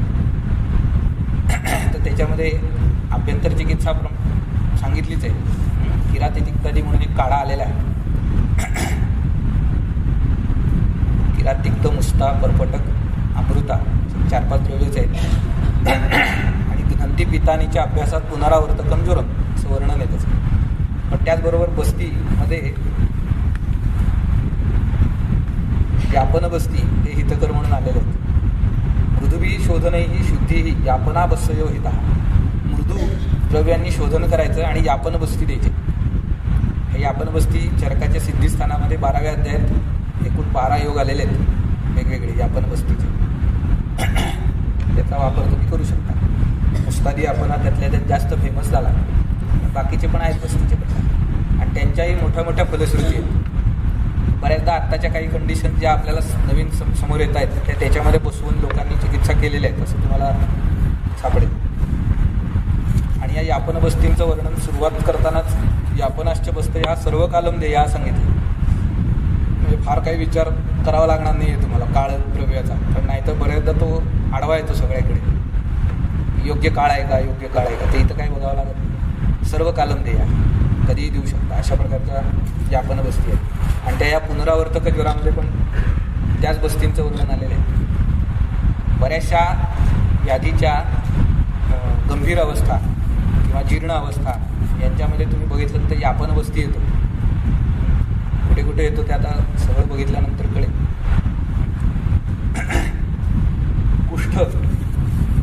कुष्ठामध्ये बस्तीचा विचार आपण फारसा करणार नाही, पण ग्रंथ मात्र तसं सांगतो. चरकाने अवस्था सांगितल्या तो आताच्या कुष्ठामध्ये आस्थापन आणि अनुवसन बस्ती देता येऊ शकतात. किंवा संप्राप्ती जर तशी असेल वातप्रधान तर तुम्ही याचा विचार करू शकता द्यायचा का द्यायच्या दृष्टीने. आजकाल एका वेगळ्या अवस्थेमध्ये याचा वापर करून बघू शकतो आपण. एक अवस्था आपल्या समोर अशी येते की आत्ताचं निदान त्यांचं जास्त सोरिएटिक आर्थरायटिस, म्हणजे सोरिएसिसचा उपद्रव म्हणून आर्थरायटिस येतो. संधिशूल वगैरे असं असतात. आत्ता एक वॉर्डात पेशंट ॲडमिट आहे बघा, बघितली नसली तर बघून घ्या. तिला सोरिएसिस पण आहे आणि तीव्र संधिशूल, सर्वांग संधिशूल आहे. आणि ही जोडी बऱ्याचदा सापडते. म्हणजे मी अशा प्रकारचा एक रोगी पहिल्यांदा विलास नानलांनी ट्रीट केलेला बघितला होता ताराचंदच्या ताराचंद हॉस्पिटलमध्ये. आमची हाऊसमॅनशिप चालू होती तेव्हा. जवळपास 20 ते 22 वर्ष जुना सोरिएसिस होता त्याला, आणि आर्थरायटिस एक 4-5 वर्ष झाली सुरू झालेला, आणि तीव्र संधिशूल शोथ अशा स्वरूपाचा. आणि त्यांनी त्याला विरेचनासाठी गुग्गुलू पंचतिक्तकृत सुरू केलं. आणि स्नेहपान सुरू केल्यानंतरच 2-3 दिवशी त्याचा संधिशूल पूर्णतः गेला. आणि विरेचनानंतर त्याला विरेचन दिलं होतं, ते विरेचनानंतर तर पूर्णच गेला. म्हणजे होता का नव्हता अशी परिस्थिती. तो पेशंट एवढा म्हणजे नाचायचाच बाकी राहिला होता. त्यांनी डान्स वेद नाही करून दाखवला, आमचं नशीब. तो इतका आनंद झाला त्याला. म्हणजे तीव्र संधिशूलाच्या अवस्थेत तो रडकुंडीला आलेला रोगी आणि आमच्या औषधाने असा जर बरा झाला तर बघा काय परिणाम असतात ते. तो तुमचा भक्त का नाही होणार? पण असे प्रयोग दाखवले पाहिजे. तर ही एक अवस्था अशी असू शकते. कारण बऱ्याचदा सोरियासिसची जर तुम्ही लक्षणं बघितली तर ती वातप्रधान कुष्ठाकडे जाणारीच लक्षणं जास्त आहेत. वृक्षता असते, scaly appearance of the skin, कोंडा पडतो म्हणतात, कुष्ठेरजक किरण वगैरे. तर बहुतेक वातप्रधानच लक्षणं जास्त असतात. आणि जर अशी संधिशूलाची तक्रार दोन्ही घेऊन एकत्र आला रोगी तर आम्ही बस्तीचा विचार करू शकतो का नाही? तर करू शकतो. म्हणजे कुष्ठात कुठे देता येईल आत्ताच्या काळातल्या अवस्था बघा तुम्ही. मी हे ग्रंथ समोर ठेवतोय आणि तुम्हाला व्यवहार करायचा आहे. तर ब्रिजिंग करता आलं पाहिजे. तर ते कुठं करता येईल? तर ही एक अवस्था असू शकेल. उन्मादामध्ये बस्ती देणं हे वैद्यासाठी फार जिकिरीचं नाही का? वेगावस्थेत द्यायचा, कसा द्यायचा? रोगी धरायला 4 जण लागतील. पण तशी जर अवस्था असेल आणि द्यावा लागला तर द्यायलाच पाहिजे ना. आणायचे 4 अटेंडमेंट, म्हणजे ते चांगले धट्टे खात्या पित्या घरचे पाहिजे. कारण हिस्टेरिया ह्या मॅनिएक पेशंटला धरणं सोपं नसतं. तो त्यावेळेला 40 किलोचा असला तरी 400 किलो दंगा करतो. अशी परिस्थिती आहे ती. वजनाच्या 10 पट. 2-2, 4-4 लोकांना आवरणार नाही. त्याला तशा त्यामध्ये लेफ्ट लॅटरलला झोपून बस्ती द्यायचा. अग्निदिव्यच आहे. अग्निकर्म मला भापून आनंदांनी काही काही अशा घटना सांगितलेल्या आठवल्या. अग्निकर्म करायचे ते कुकुंदर मर्माच्या ठिकाणी, कृकाटिका मर्माच्या ठिकाणी. म्हणलं म्हणजे ते भापून आणायला तुम्ही जर बघितलेले नाही आहेत म्हणून म्हणजे रोगी त्यांच्यासमोर गप्पच बसेल असं व्यक्तिमत्व होतं. उद्या तुम्ही आम्ही गेलात तर तो सगळ्या हॉस्पिटलवर आपल्याला पळवेल. पण भापूंच्या समोर गेल्यानंतर तेच इतके शांत बसलेले असायचे की समोरचा माणूस कितीही चळवळ्या असला तरी शांत बसेल. त्यामुळे त्यांना शक्य होतं ते अग्निकर्म करणं. तुम्हाला आम्हाला होईल का नाही मला माहिती नाही. पण उन्मादाच्या वेगावस्थेतल्या रोग्याला अग्निकर्म करायचं कल्पना भयान वाटते नाही. म्हणजे आपण जर करायला गेलो तर आपल्यालाच अग्निकर्म होईल. त्याच्याऐवजी ती शलाकासारखी आपल्यालाच लागेल आणि आपले असलेले रोग बरे व्हायचे. त्याचा उन्माद तसाच राहील. पण उन्मादामध्ये निरूह आणि स्नेहबस्ती दोन्हीचा उल्लेख येतो काय. आणि वाताच्या उन्मादामध्ये विशेष करून कोट्टक्कलला जर परत कधी गेलात, स्टडी कम टूर झाली तुमची जागा त्याबद्दल, ते आता पुन्हा ते दिवस येणे नाही. पण समजा पुन्हा कधी गेलात तर कोट्टक्कलपासून एक साधारण 30 किलोमीटर जवळ जरा माहिती काढा. तिथे गेलात की एक उन्माद आणि अपस्माराचं फक्त चालवलं जाणारं एक आयुर्वेदिक हॉस्पिटल आहे. आणि तिथे चरकाप्रमाणे पूर्णतः उन्माद आणि अपस्माराची चिकित्सा तो मनुष्य करतो. त्याचा तपास तुम्हाला कोट्टक्कलमध्ये लागू शकेल. कोट्टक्कलपासून जवळ आहे, एक अर्धा पाऊण तासाची वाट आहे. म्हणजे आपण जाताना किंवा तिथं बघायचं काय तर ह्या असल्या गोष्टी बघत चला. म्हणजे साईट सीइंग वगैरे आपण पुष्कळ करतो. कोइंबतूरमध्ये आम्ही असं एक हॉस्पिटल बघितलं की जिथे पांगुल्य झालेले, म्हणजे आत्ताच्या काळामध्ये ज्यांना तुम्ही पोलिओ म्हणताय, पोलिओनी पीडित बालकांसाठी चालवलेलं पूर्णतः आयुर्वेदीय उपचारांचं 50 बेडचं हॉस्पिटल आहे. कल्पनाच करता येत नाही काय काय कुठं कुठं असेल.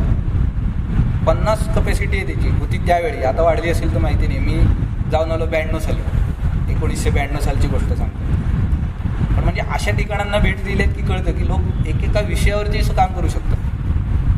उन्मादामध्ये ते तिथं चरकोक्त चिकित्साच वापरतात आणि कुठल्याही रोग्याला बांधून वगैरे ठेवलेलं नसतं. सगळे मोकळे असतात.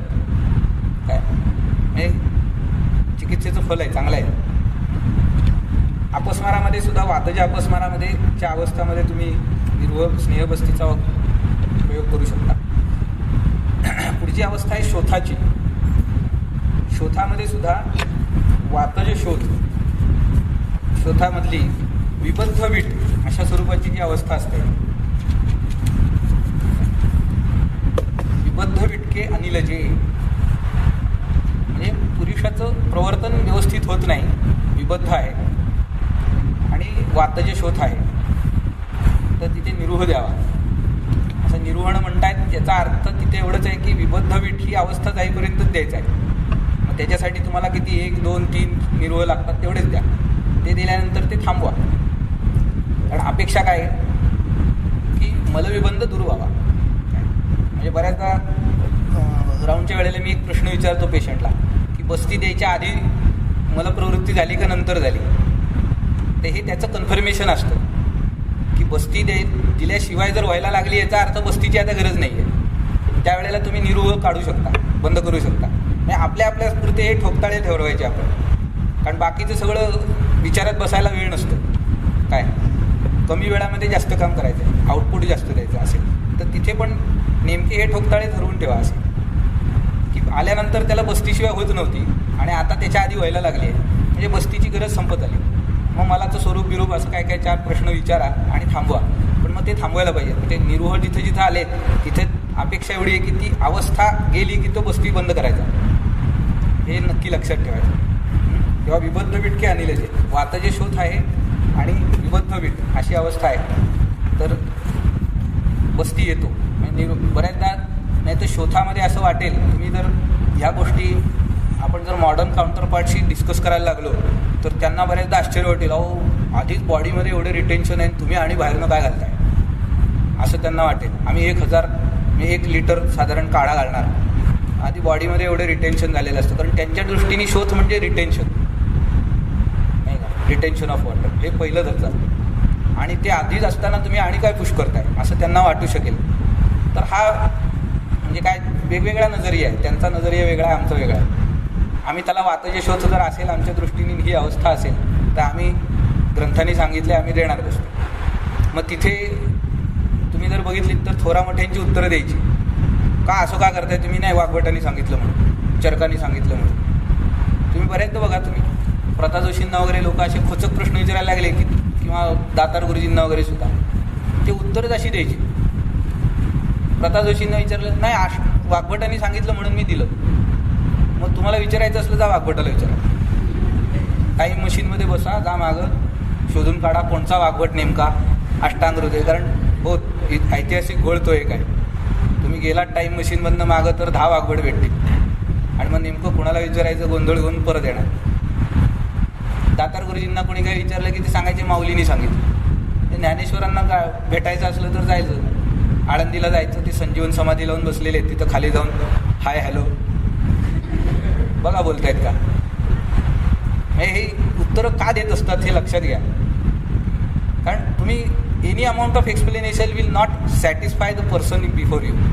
तो मुद्दाम प्रश्न असे विचारतोय तुम्हाला आणि तुम्ही सांगाल त्याच्यावर त्याचं काहीतरी असेल आणि तर मग त्याला असा उत्तरच असं द्या की तो गप्पच बसला पाहिजे.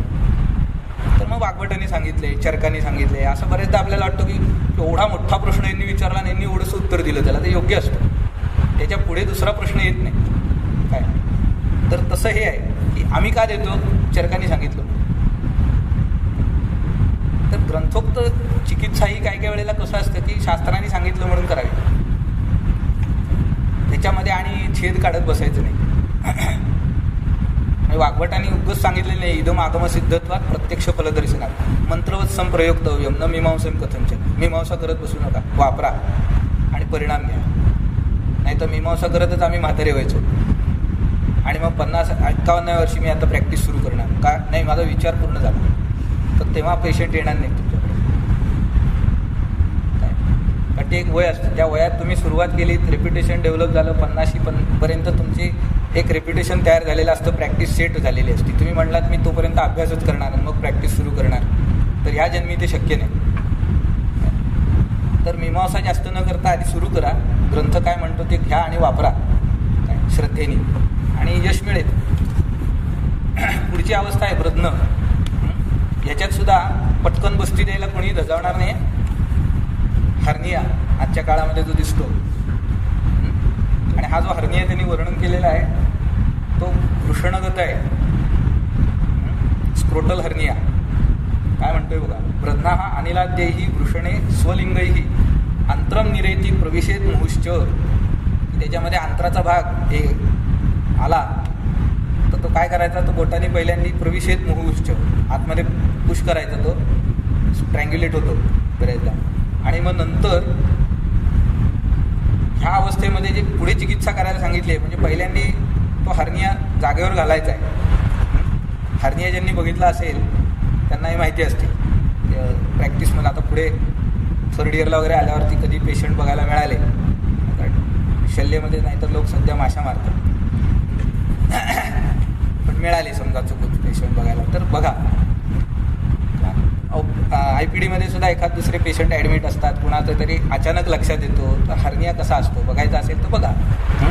आत्ता वॉर्डात एक पेशंट आहे ॲडमिट, अम्बिलिकल हर्निया ऑपरेटेड आहे, पुन्हा रिकवर होतोय, म्हणजे बघायचा असेल कसा दिसतो बाबा, बघावा. आणि काय असं वाटून घेऊ नका की मी आत्तापर्यंत बघितला नाही पण आता कसा बघू जाऊन वगैरे, काय नाही, बिंदास कधीतरी पहिला बघणारच ना आपण, आज बघायचं असं. तर हा वृषणदत्त वृद्धी जी असते ती आणि डेंजर आहे काय, आणि त्याच्यामध्ये सुद्धा बस्ती आलेला आहे, विरेचन अभ्यंग निरूह लेपाहा आणि पक्वेशु चैव व्रणवत चिकित्सा. याचं एक व्यापक आमच्या समोर आलं होतं आम्ही इंटर्नशिप करत असताना. एक 60-65 वर्षाचा म्हातारा बाबा गावाकडचा, तो काल आळंदीचा नमुना आला तर तसाच, आणि त्याला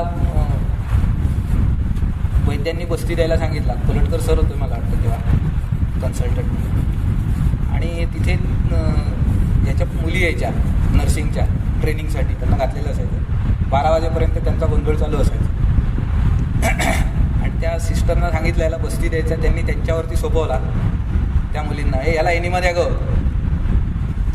तर ते देतात काय, सोपोटर एनिमा देतात, त्याच्यामध्ये तो गरम असण्याची काय अपेक्षा नाही.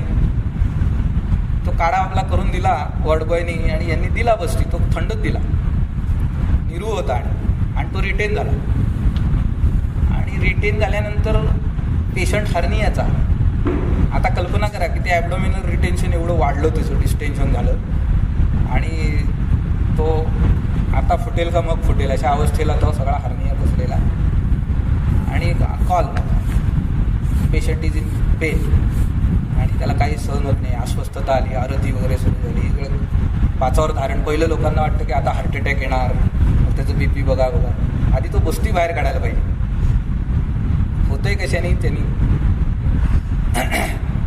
आणि इनामदारबाई आमच्या RMO होते तेव्हा, मेडिकल ऑफिसर. आम्ही गुरुजींची पोरं असं आम्हाला म्हणायचं, हे गुरुजींच्या पोरांनो ते बघा रे, ते बाबाचा बस्ती अडकला आहे, तो सुटल्याशिवाय तुम्ही जेवायला जायचं नाही. आता म्हणलं बाकाच प्रसंग आहे. बरं आता याला तिथं फलवरती नाही, काही नाही, मग दुसरी चिकित्सा काय, तर दुसरा तीक्ष्ण निरोह द्यायचा, दुसरा पर्याय नाही. फलवरती असती तर गोष्ट वेगळी होती. मग शेवटी डेअर अँड ॲक्ट पुन्हा एक तयार केला, आणि तो गरम गरम दिला. तो अर्धा हात जाईपर्यंतच पहिल्याला बाहेर घेऊन आला, पेशंट सुटला, आम्ही सुटलो, जेवायला गेलो.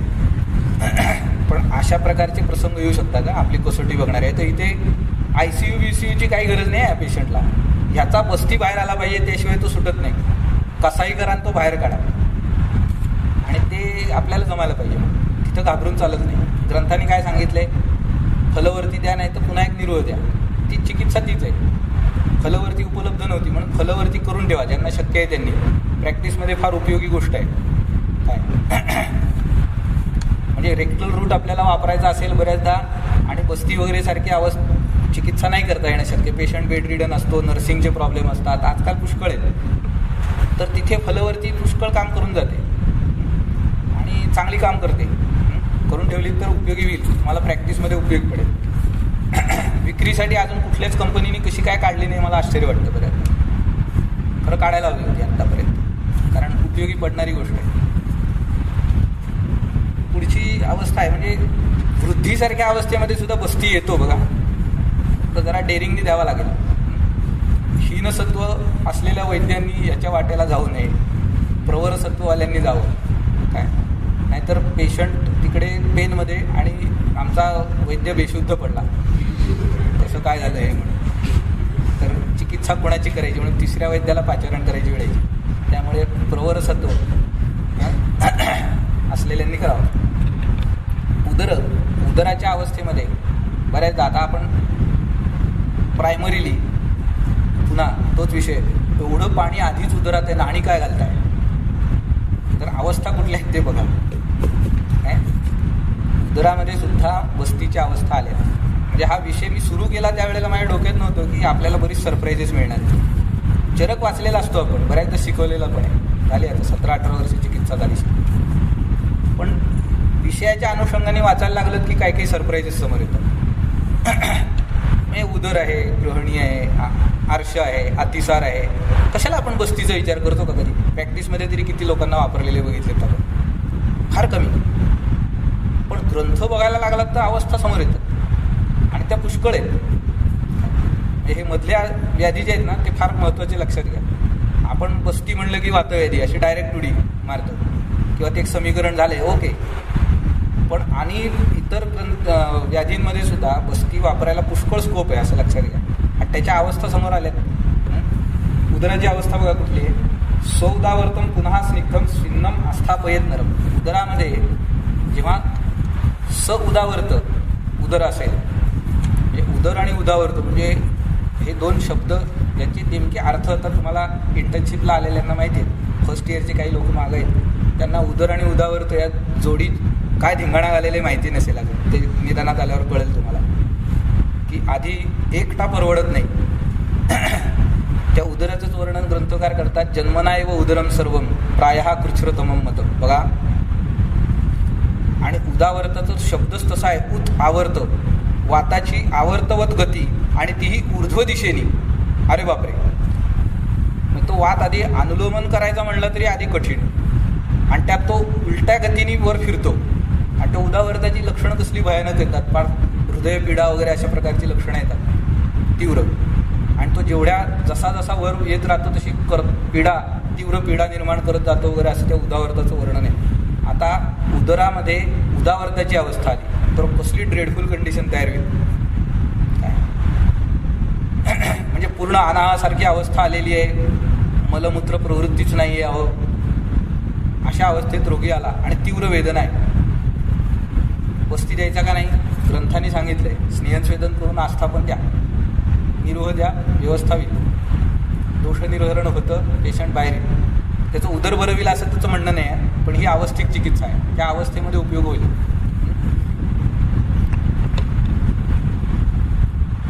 त्याच्यामध्ये द्रव्य आहेत ती दाशमूलिक बस्ती, निरोह द्यावा असं वर्णन केलेलं आहे. पुढची अवस्था आहे उदरातलीच स्फुरण आक्षेप संधी अस्थि पार्श्व पृष्ठ त्रिकार्तिषु. या ठिकाणी वेदना असताना संधी, अस्थि, पार्श्व, पृष्ठ आणि त्रिक या ठिकाणी वेदना आहेत. स्फुरण हे जनरल लक्षण असू शकतं. पेशंट बऱ्याचदा सांगतात की असं मला फटफटल्यासारखं वाटतं, कधी इथं वाटतं, कधी इथं वाटतं, अशी पण लक्षणं येतात. हे सगळं उदराच्या रोग्यामध्ये बघायला मिळालं पाहिजे असं लक्षात घ्या. ही उदरातली अवस्था म्हणून तो सांगतो. आणि दीप्ताग्नी आहे. अग्नी मग थोडासा प्रदीप्त झालेला आहे, म्हणजे पहिल्या ज्या चिकित्सा आहेत सगळ्या, त्याला विरेचन वगैरे द्यावं, दोषनिर्हरण केले वगैरे, हे सगळं झाल्यानंतरची अवस्था आहे. अग्नी प्रस्थापित झाला आहे, पण बद्धवीट वात अशी अवस्था आली असेल समज. वात आणि पुरुष हे बद्ध आहेत, तर वृक्षमपी अनु असेल आणि वृक्ष रोगी आहे. हेतूमध्ये तुम्हाला वृक्ष हेतू मिळाले असतील किंवा चिकित्सेच्या प्रभावामुळे म्हणा वृक्षता दिसत असेल, तर त्याला चिकित्सा करत असताना आधी अनुवसन द्यायचं आहे. आणि नंतर तीक्ष्णाधोभागयुक्त हा अस्य निरोह दाशमूलिका. त्याच्यानंतर निरोह सांगितला, दाशमूलिक निरोह. त्याचबरोबर तीक्ष्ण अधोभागयुक्त अशी द्रव्य घालायची, विरेचन करणारी. मदनफळसुद्धा यामध्ये चांगलं उपयोगी पडू शकतं बरं का. आपण मदनफळाचा वापर फक्त वमनापुरता मर्यादित ठेवला काय, पण ते विरेचन अधोविरेचन पण आहे असं लक्षात ठेवा. निर्वहणगणात पण आलेलं आहे, त्यामुळे त्या दृष्टीने त्याचा वापर करू शकता तुम्ही.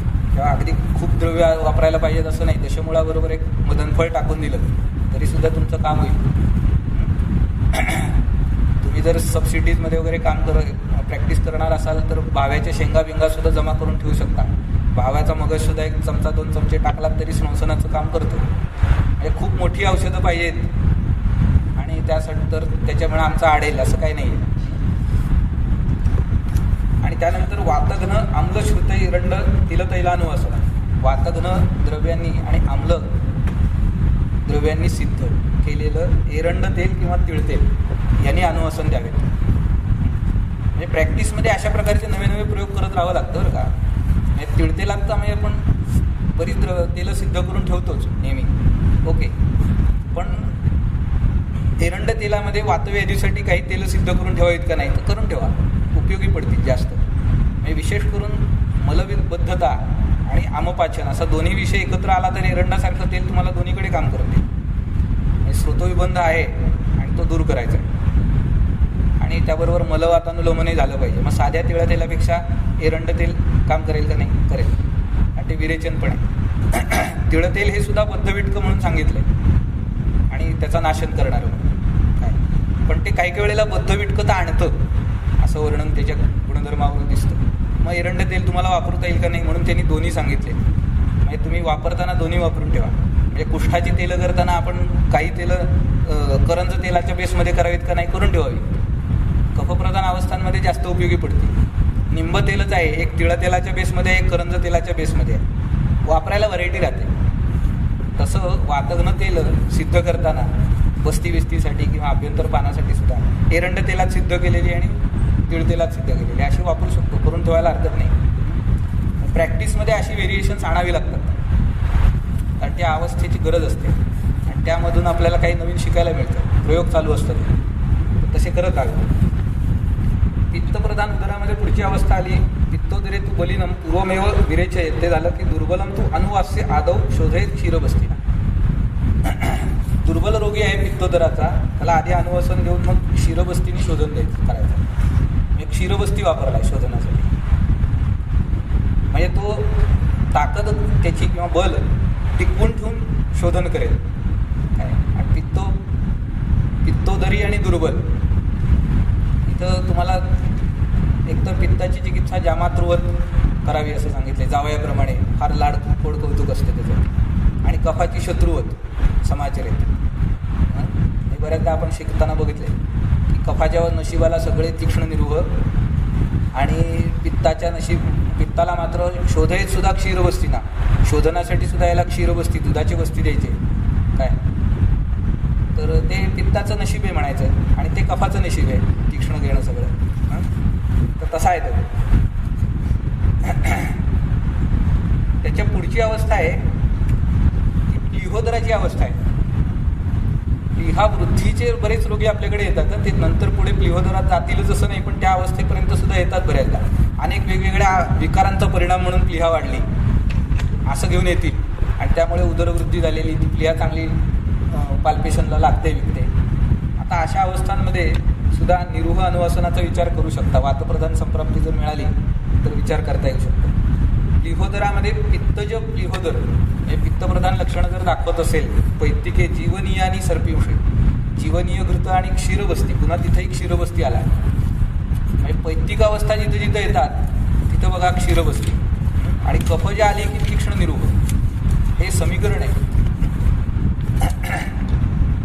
त्याच्या पुढची अवस्था आहे ती बद्धोदराची. बद्धगुदोदर म्हणून जो विषय वर्णन केलेला आहे. हे पेशंट आजच्या काळामध्ये काही वेळा आपल्याकडे एकदम येतात म्हणजे तीव्र कॉन्स्टिपेशन घेऊन, आणि त्यांचे तुम्ही जर याचे रिपोर्ट्स वगैरे बघितलेत, बेरियम मिल एक्सरेज वगैरे, तर फिकोलिथ आहेत वगैरे असं सांगतात. म्हणजे मळाचे खडे असे होऊन ते इम्पॅक्ट झालेले असतात अगदी आतड्यांमध्ये आणि एक वेगळाच ॲपिअरन्स त्या आतड्यांचा दिसत असतो. आणि ते जर सिमेट्रिकली अरेंज असतील तर एखादी मण्यांची माळ वेळ असावी पोटात वगैरे असं सुद्धा वाटेल तुम्हाला की मण्यांची नसते, मळाची माळ असते. आणि असे पाण्यात आहेत परोक्षी. तर त्यांच्यामध्ये सुद्धा फक्त याच्यामध्ये निरूह देत असताना एक काळजी घ्यायची असते, तो रिटेन जास्त काळ होता कामा नये. कारण या लोकांच्यामध्ये जर रिटेन झाला आणि त्यांनी आतलं प्रेशर वाढवलं आणि अनद्धता केली निर्माण, तर परफोरेशन होऊ शकतं. म्हणजे तो बद्धगुदोदराचा रोगी छिद्रोदरामध्ये जाऊ शकतो. याची काळजी घ्यावी लागते ही अवस्था ट्रीट करत असताना. पण त्याच्यामध्ये मूत्र तीक्ष्ण औषधान्वितम सतैल लवणम दद्यात निरूहम सानुवासनं. गोमूत्र तीक्ष्णौषध तैल लवण युक्त असा निरूह द्यायचा आहे म्हणजे, आणि तो तीक्ष्ण करून दिलेला आहे. कारण ती बद्धता भरपूर दिवसांची असते. कारण काय अनेक दिवस तो प्रॉब्लेम चालू असतो आणि मग तो रोगी तुमच्याकडे येतो, तेव्हा तिथे जास्तीत जास्त तीक्ष्ण निरूह तुम्हाला द्यावे लागणार. पुढची अवस्था उदरातलीच आली, त्याच्यामध्ये जी आहे ती आधमान सुविरिक्तो नरहा यस्तु पुन्हा आधमापितो भवेत. ही विरेचन दिलेलं आहे, सुविरिक्त आहे रोगी, आणि तरीसुद्धा पुन्हा आधमान जर झालं तर सुस्निग्ध आम्ल लवण ही निरोहित मुपाचरित, स्नेह लवण असा युक्त निरोह त्याला द्यायचा. उपस्तंभित वायूमुळे झालेलं आधमान जर असेल, सोपस्तंभोपी वा वायू आधमापयती नरम तीक्ष्ण ही सक्षार गोमूत्र ही बस्तीभिस्त मुपाचरित, त्याला क्षार आणि गोमूत्रयुक्त बस्ती असा द्यायचा. हा उपस्तंभ त्याचं म्हणणं असं आहे चक्रपाणीचं की सोपस्तंभ आहे ती सावरण हा, की सह आवरणयुक्त अशा स्वरूपाचा उपस्तंभ असेल तरीसुद्धा या निर्वाहाचा विचार तुम्ही करू शकता. तेव्हा उदरामध्ये अशा अवस्था जर आल्या तर बस्ती द्यायचा किंवा देता येऊ शकतो. आता पुढच्या अवस्था आरशातल्या बघा. उदावर्त परित, उदावर्ताने पीडित, आरशाचाच उपद्रव म्हणून उदावर्त वर्णन केलेलं आहे चरकाने, आरशा चिकित्सेचाच भाग म्हणून पुढे येतो. शुष्कार्श असताना म्हणजे शुष्कार्शाच्या अवस्थेमध्ये उदावर्त परित आहे, अत्यर्थ विरुक्षित, विलोमवात, आणि त्यामुळे शूल अशी लक्षणं तीव्र असताना जो बस्ती द्यायचा आहे तो अनुवासक द्यायचा. आता इथं कारण एकांतिक वाताची रुक्षता दिसते, त्यामुळे तिथे निर्वह वर्णनच केलेलं नाही आहे, तिथं निर्वह द्यायचाच नाही, डायरेक्ट अनुवासन द्यायचं. आणि अनुवासनाची मात्रासुद्धा मग इथं ग्रंथोक्त ठेवा, म्हणजे 250 ml. बऱ्याचदा आजच्या काळामध्ये आपण 250 म्हटलं की एकदम लोकांना असं वाटतं, पण नाही, काही काही वेळेला गरज असते त्याची. वाताचा प्रकोप शरीरामध्ये किती आहे त्याच्यापेक्षा जास्त तेलाची मात्रा झाली पाहिजे ना, तरच तेल वाताला जिंकेल, नाही तर वातच तेलाला जिंकणार. तर म्हणून जास्ती मात्रेमध्ये इथं द्यायचं आहे, आणि तो म्हणून अनुवसनच आलेलं आहे तिथं. पुढची अवस्था जी आहे त्याच्यामध्ये गुदनिस्सरण, शूल, मूत्रकृच्छ्रम प्रवाहिका, कटी उरु पृष्ठ दौर्बल्यम, अनाहम वंशणाश्रयम, इच्छास्रावम गुदेशोफम, वातवर्चो विनिग्रहम, उत्थानम बहुशो यज्ञ जयेत्तच्चानुवासनात. किती लक्षणं वर्णन एकत्र घातली बघा. आणि या प्रकारच्या अवस्था घेऊन आपल्याकडे कितीतरी रोगी येतात. गुदनिस्सरण हे इतक्या ठिकाणी आले आणि ती बस्तीची अवस्था म्हणून आली. आज लोकांना सांगितलं तर आपल्याला येड्यात काढतील, प्रोलॅप्स आहे आणि तुम्ही काय त्याला बस्ती देताय. पण प्रोलॅप्स बरा व्हावा म्हणून तो बस्ती देतो. आणि नाहीतरी ते काय सांगतात, कुठलं तरी क्रीम दिलेलं असतं लोकल लुब्रिकंट, ते लावा आणि आतमध्ये बसवा हाताने. त्यापेक्षा हे बरं ना, त्याला कारक जो मूळ वायू आहे तो पक्वाशयातला कमी झाला की आपोआपच त्या स्नायूंचं बल वाढेल आणि ते जागेवर जाऊन बसतील. तर अशा अवस्था आलेल्या आहेत. उदनिस्सरणाची अवस्था आहे शूल, मूत्रकृच्छ्र. म्हणजे हे आरशामध्ये जेव्हा ही लक्षणं येतील तेव्हा करायच्या गोष्टी आहेत. आपण वैगुण्य झालं, जसं मलाचं अनुलोमन बिघडेल तसं मूत्राचंही अनुलोमन बिघडतं, मूत्रकृच्छ्रतेने यायला लागतं, प्रवाहिका सुरू होते.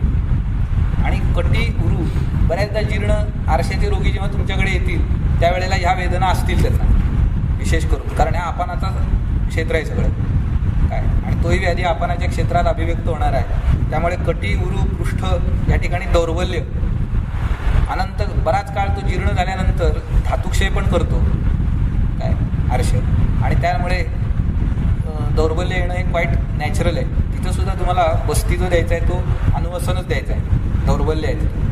अनाह, अनाहासारखी अवस्था आहे. वात हा अडकून राहतोय पोटामध्ये, वातसंग आहे, ढेकर येऊनही सुटत नाही आणि खालूनही पास होत नाही. पेशंटला वाटतं की कुठून तरी सुटला तर मला बरं वाटेल. ही एक्झॅक्टली अवस्था अनाहाची असते. आणि काही वेळेला त्याच्या जोडीला तीव्र शूल असतो, इच्छास्राव असेल दुधाच्या मार्गाने, दुधशोफ आहे, वातवर्चो विनिग्रह अशी अवस्था असेल, आणि बहुशः उत्थान, पुन्हा पुन्हा जावं लागतं असं वर्णन करतात पेशंट, की दिवसातून 4, 5, 6 वेळा सुद्धा आत्ता जाऊन आलो की तास 2 तासाने पुन्हा जावं असं वाटतं आणि थोडीशी होते. तर या अवस्था अनुवसनासाठी आरशातल्या उपयोगी म्हणून सांगितलं. पुढची अवस्था आहे त्याच्यामध्ये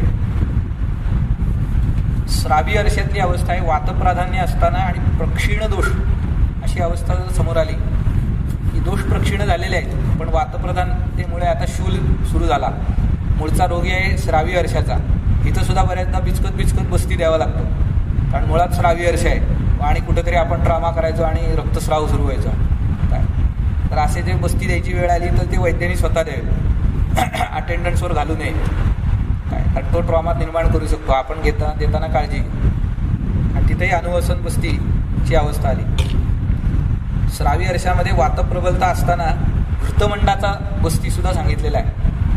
पुढे घृतमंडे नानुवसन असं वर्णन केलं. प्रवाहिका, गुदभ्रंश, रक्तस्राव आणि ज्वर हे श्रावी अर्शामध्ये जोडीला सिम्टम्स जर असतील तर तिथे पिच्छा आणि अनुवसन बसती असं वर्णन येतं पुढचं. त्याच्या पुढचा व्याधी आहे गृहिणी. गृहिणीमध्ये जर बघितलं 2-3 अवस्था आल्या. वातज गृहिणीमध्ये अग्नी हा किंचित संदुक्षित असताना वीट, मूत्र, मारुत हे सक्त म्हणजे त्यांची जशी पाहिजे तशी प्रवृत्ती होत नाही. अडकत अशा स्वरूपाची प्रवृत्ती होते. आणि पुरुष बऱ्याचदा लोक हे सांगतात की संडासला होते, मला होत नाही असं नाही, पण साफ झाली असं वाटत नाही. तर हे एक्झॅक्टली असं असू शकेल की सक्तता आहे तिथे एक प्रकारची. पूर्ण साफ होत नाही, अनुलोमन पूर्ण जसं व्हायला पाहिजे तसं होत नाही. तर तिथे निरुह बसती. त्याच्यामध्ये 2-3 दिवस स्नेहपान करायचं आणि मग बाह्य स्नेहन स्वेदन करून मग हा बस्ती द्यायला सांगितलं आहे त्याने. किंचित संदुक्षितेत वागणू सप्त विणमूत्र मारुतून विहम त्रेहम वा संस्नेज स्विन्नाभ्यक्तम निरुहे. तसाच द्यायचा नाही, कारण तो अग्नी कसा आहे, किंचित संदुक्षित अग्नी आहे. 2-3 दिवस स्नेहन केलं तर तो जरासा आणि संदुक्षित होईल. आता तसं करून मग बस्ती द्यायचा आहे. पुढची अवस्था आहे वातज ग्रहणीची. त्याच्यामध्ये शुद्ध वृक्ष आशय असे असताना म्हणजे आशयाची शुद्धी केली आहे पण वृक्षता आली आहे, त्याची अशी अवस्था असेल आणि त्यामुळे बद्धवर्चस्व, कॉन्स्टिपेटेड अशा स्वरूपाचे स्टूल्स असतील तर अनुवासन बस्ती द्यायचा. त्याच्यामध्ये दीपनीय, आम्ल आणि वातघ्न सिद्ध तेलाने ते द्यावेत. त्याच्यानंतर जी अवस्था आहे मंदाग्नीची. त्याच्यामध्ये हा जर मंदाग्नित्व जे आलेलं आहे उदावर्तात जर आलेलं असेल मंदेग्न, म्हणजे ही गृहिणीच्या अंडर येणारी उदावर्ताची अवस्था. मगाशी आपण आरशातनं उदावर्त बघितला होता. म्हणजे व्याधी, मूळ व्याधी कुठला आणि त्याचा उपद्रव म्हणून आलेला अशा स्वरूपाचा बघा. तर त्या अवस्थेमध्ये निरुह आणि स्नेहबस्ती या दोन्हींचा उल्लेख येतो. पुढचा व्याधी आहे पांडू. पांडूच्या उपद्रवांमध्ये जो हलिमक म्हणून उपद्रव आलेला आहे त्याच्यामध्ये एक अवस्था आली आहे. पण ही अवस्था बऱ्याचदा आजच्या काळामध्ये आपल्याकडे जे लोक येतात सिरोसिस ऑफ लिव्हर घेऊन लास्ट स्टेजमध्ये, त्यांच्यामध्ये बऱ्याचदा ही अवस्था तुम्हाला बघायला मिळेल. ही वाचताना मला समोर तीच अवस्था आली की त्याच अवस्था दोन येत आपल्याकडे येतात की यदा तू पांडव वर्णस्यात हरित शाव पीत कहा, असा त्यांच्या शरीराचा वर्ण हरित शाव पीत असं झालेला असतं. म्हणजे आत्ताच्या काळात जर तुम्ही बघितलं बिलिरुबिन 18, 20, 25 काय वाढता वाढे भेदिली शून्य मंडळे असं गेलेलं असतं. मी 32 बिलिरुबिन झालेले पेशंट बघितलेले आहेत आणि त्यावेळेला तो अक्षरशः असा हळदीसारखा पिवळा पडलेला असतो पेशंट. तर त्या अवस्थेत आपल्याकडे येणार आहेत ते. म्हणजे ती उपद्रव स्वरूपातली जी अवस्था सांगितली ती एक्झॅक्टली आता समोर येते या, आणि ती अशातनं येते. अल्कोहोल सेवनातनं पहिल्यांदा लिव्हर फेल होणार आणि मग नंतर त्यातनं ती कामाला तयार होऊन ती आपल्याकडे आली अशा अवस्थेत. आणि तो सगळं बाकी पण आलेलं असतं. उदर असतो, ही हलिमकाची अवस्था असते, म्हणजे ते पुष्कळ पुढे पोचलेलं प्रकरण असतं. पण ही लक्षणं अगदी तशीच्या तशी दिसतात. बल उत्साह क्षय, हा बल क्षय असतो, उत्साह क्षय असतो. काही काही वेळेला लोकी तंद्रेच्या अवस्थेत असतात, झापड आल्यासारखी डोळ्यावरती कायम असते, हाक मारली तर कष्टाने डोळे उघडतील पुन्हा मिटतील अशी अवस्था असते. मंदाग्नित्व, तीव्र मंदाग्नी असतो. मृदू ज्वर, बारीक ज्वर असतो, 99, 99.5 असा राहतच. स्त्रीषु अहर्ष, स्त्री सेवनाची इच्छा नसते. अंगमर्द असतो. श्वास तृष्णा, श्वास बऱ्याचदा लागलेला असतो या लोकांना त्या अवस्थेमध्ये. तृष्णा, अरुची, भ्रम. मग आता अशा अवस्थेत द्यायचं का नाही, पण त्यांनी वर्णन केलेलं आहे यापना क्षीरबस्तीश्च शिलयेत सानुवासन. यापन बस्ती, क्षीरबस्ती आणि अनुवासन यांचं शीलन करावं म्हणतो. हे चालू ठेवायचे ते. इतका काळ रोगी आपल्याकडे असेल इतका काळ तुम्ही तो वापर त्याचा करू शकता.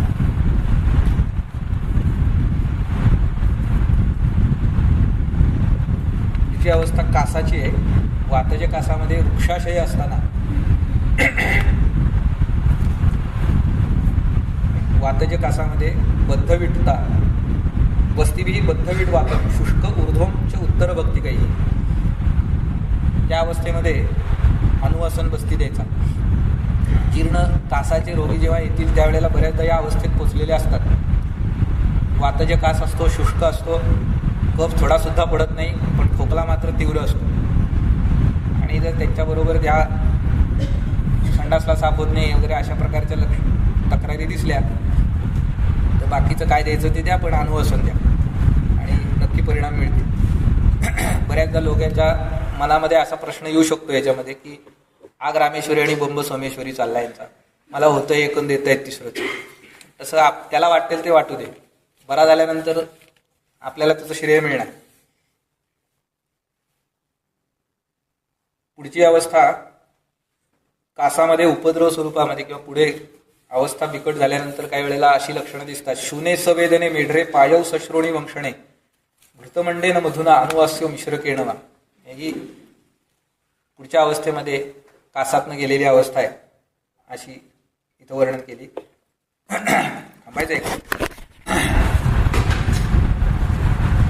बस्तीचा विचार करतोय आणि अतिसार व्याधी जिथे आधीच उदेन बहुद्रव सरणम अशी अवस्था आहे आणि तिथे आपण आता बस्ती घालू शकतो का किंवा देऊ शकतो का असा विषय डोक्यात येईल.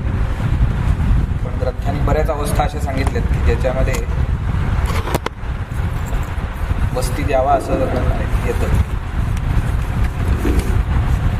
पहिली जी अवस्था आहे ती निराम अतिसाराची अवस्था, त्याच्यामध्ये उदनिस्सरण झालेलं असताना आणि शूल असताना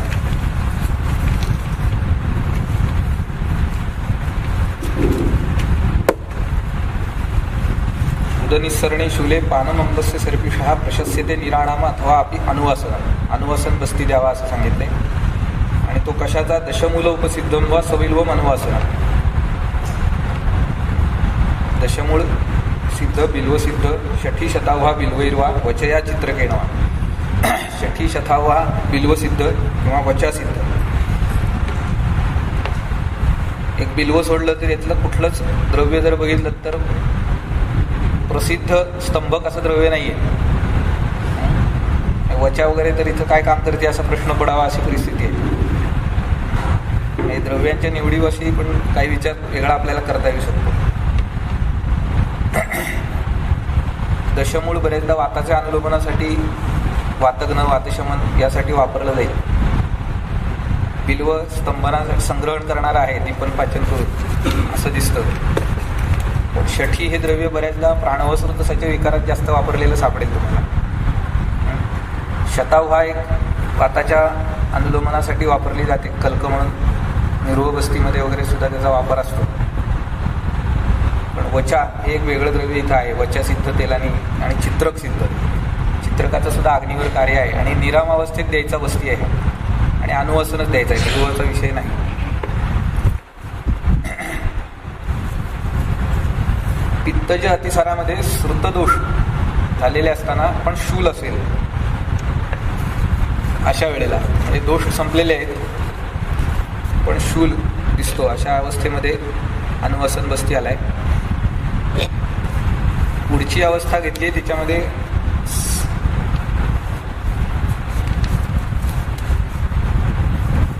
मलप्रवृत्ती सरक्त असणं. अल्पाल्पम भौषो रक्तम सशूलम उपवेश्यते यदा वायू विबद्धश्च रुचिरम चरती वा नवा. अशा अवस्थेमध्ये मलप्रवृत्ती सरक्त, अल्पाल्प, बहुशः, सशूल आणि विबद्ध वायू. आणि वाताचं चरण कसं आहे? कृच्छ्रेण चरती वा न वा.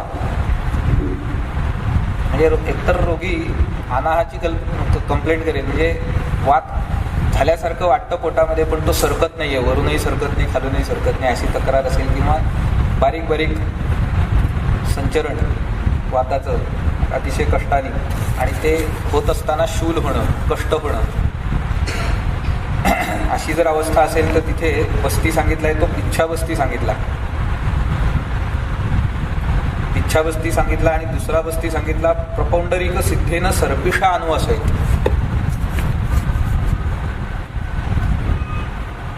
बऱ्याचदा अनुवसन म्हणलं की आपण आपल्या डोक्यात तेल किंवा सिद्ध तेल असा विषय येईल, पण घृतमंड घृत असे सुद्धा अनुवसनासाठी वापरले काही विशिष्ट अवस्थांमध्ये.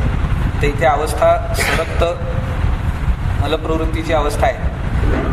त्या दृष्टीने तेलासारखा उष्ण स्नेह वापरायच्या ऐवजी घृतासारखा शीतस्नेह वापरला आहे. आणि प्रपौंडरिक सिद्ध आहे ते, म्हणजे कमळाचा जो एक प्रकार आहे पांढरं कमळ, त्यांनी सिद्ध करून द्यायचं आहे. पुढची प्रवाहिकेचीच अवस्था आहे. त्याच्यामध्ये वातश्लेष्म विबंध असताना वातकफ प्रधान असा विबंध अशी अवस्था आहे, विबंध आहे. आणि कफाचा अतिस्रव झालेला आहे. वातश्लेष्म विबंधे वा कफे वा अतिस्रवती अपि शूले प्रवाहिकायां वा पिच्छावस्थीं प्रदापयेत्. या विकल्पाने सांगितलेल्या अवस्था आहेत, म्हणजे एवढ्या या अवस्थांमध्ये तुम्ही पिच्छावस्थी वापरू शकता. वातश्लेष्म विबंध असताना, वातकफ प्रधान अशी विबंधाची अवस्था अतिसारात येईल तेव्हा, कफाचं अतिस्रवण अतिसारामध्ये चालू असेल तेव्हा, कारण ते पिच्छील स्त्यान अशा स्वरूपाचा कफ आहे तो जेव्हा अतिसारातनं बाहेर पडायला लागेल त्यावेळेला तीव्र वेदना पोटामध्ये, तीव्र शूल उदरामध्ये अशा प्रकारची करून ते बाहेर पडतो.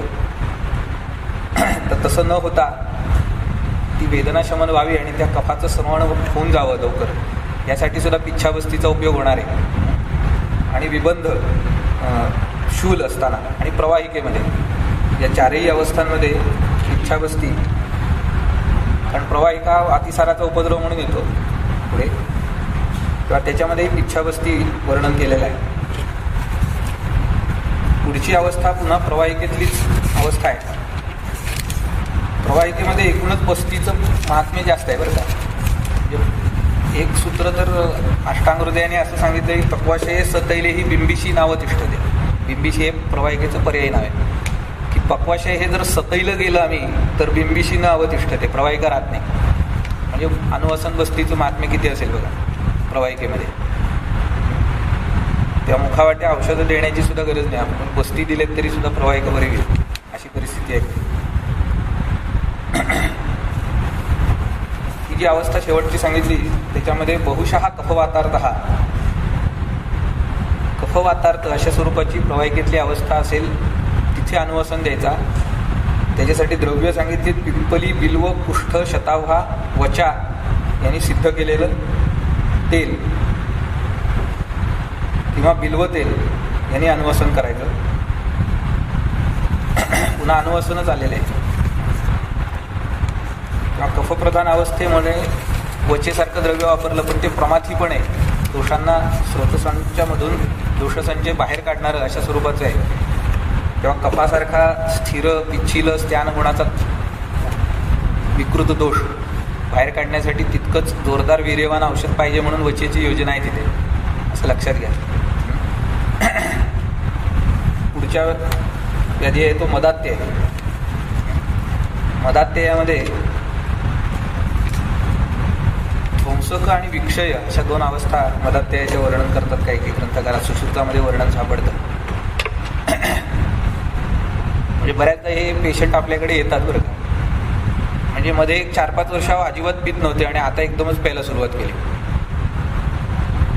तर त्याच्यानंतर जी लक्षणं निर्माण होतात ते व्याधी आहेत ते ध्वंसक आणि विक्षय अशा स्वरूपाचे आहेत. की मद्यापासून उपरत झालाय आणि अचानक पुन्हा मद्यपान सुरू केलं, तर त्यातून उत्पन्न होणाऱ्या ज्या अवस्था असतील तिथे, कारण हे तुम्हाला गोव्यात तरी भरपूर प्रमाणात मिळतील हे रोगी, आणि तिथे प्रक्षीण देह आणि दुर्बलता असताना बस्ती द्यायचा आहे. अनुवसन, क्षीर बस्ती आणि यापन बस्ती असे तिन्ही प्रकार सांगितले ते. तौहि प्रक्षीण देहस्य जायते दुर्बलस्य वै बस्तयः सर्पिषः पानं प्रयोगः क्षीरसर्पिषो.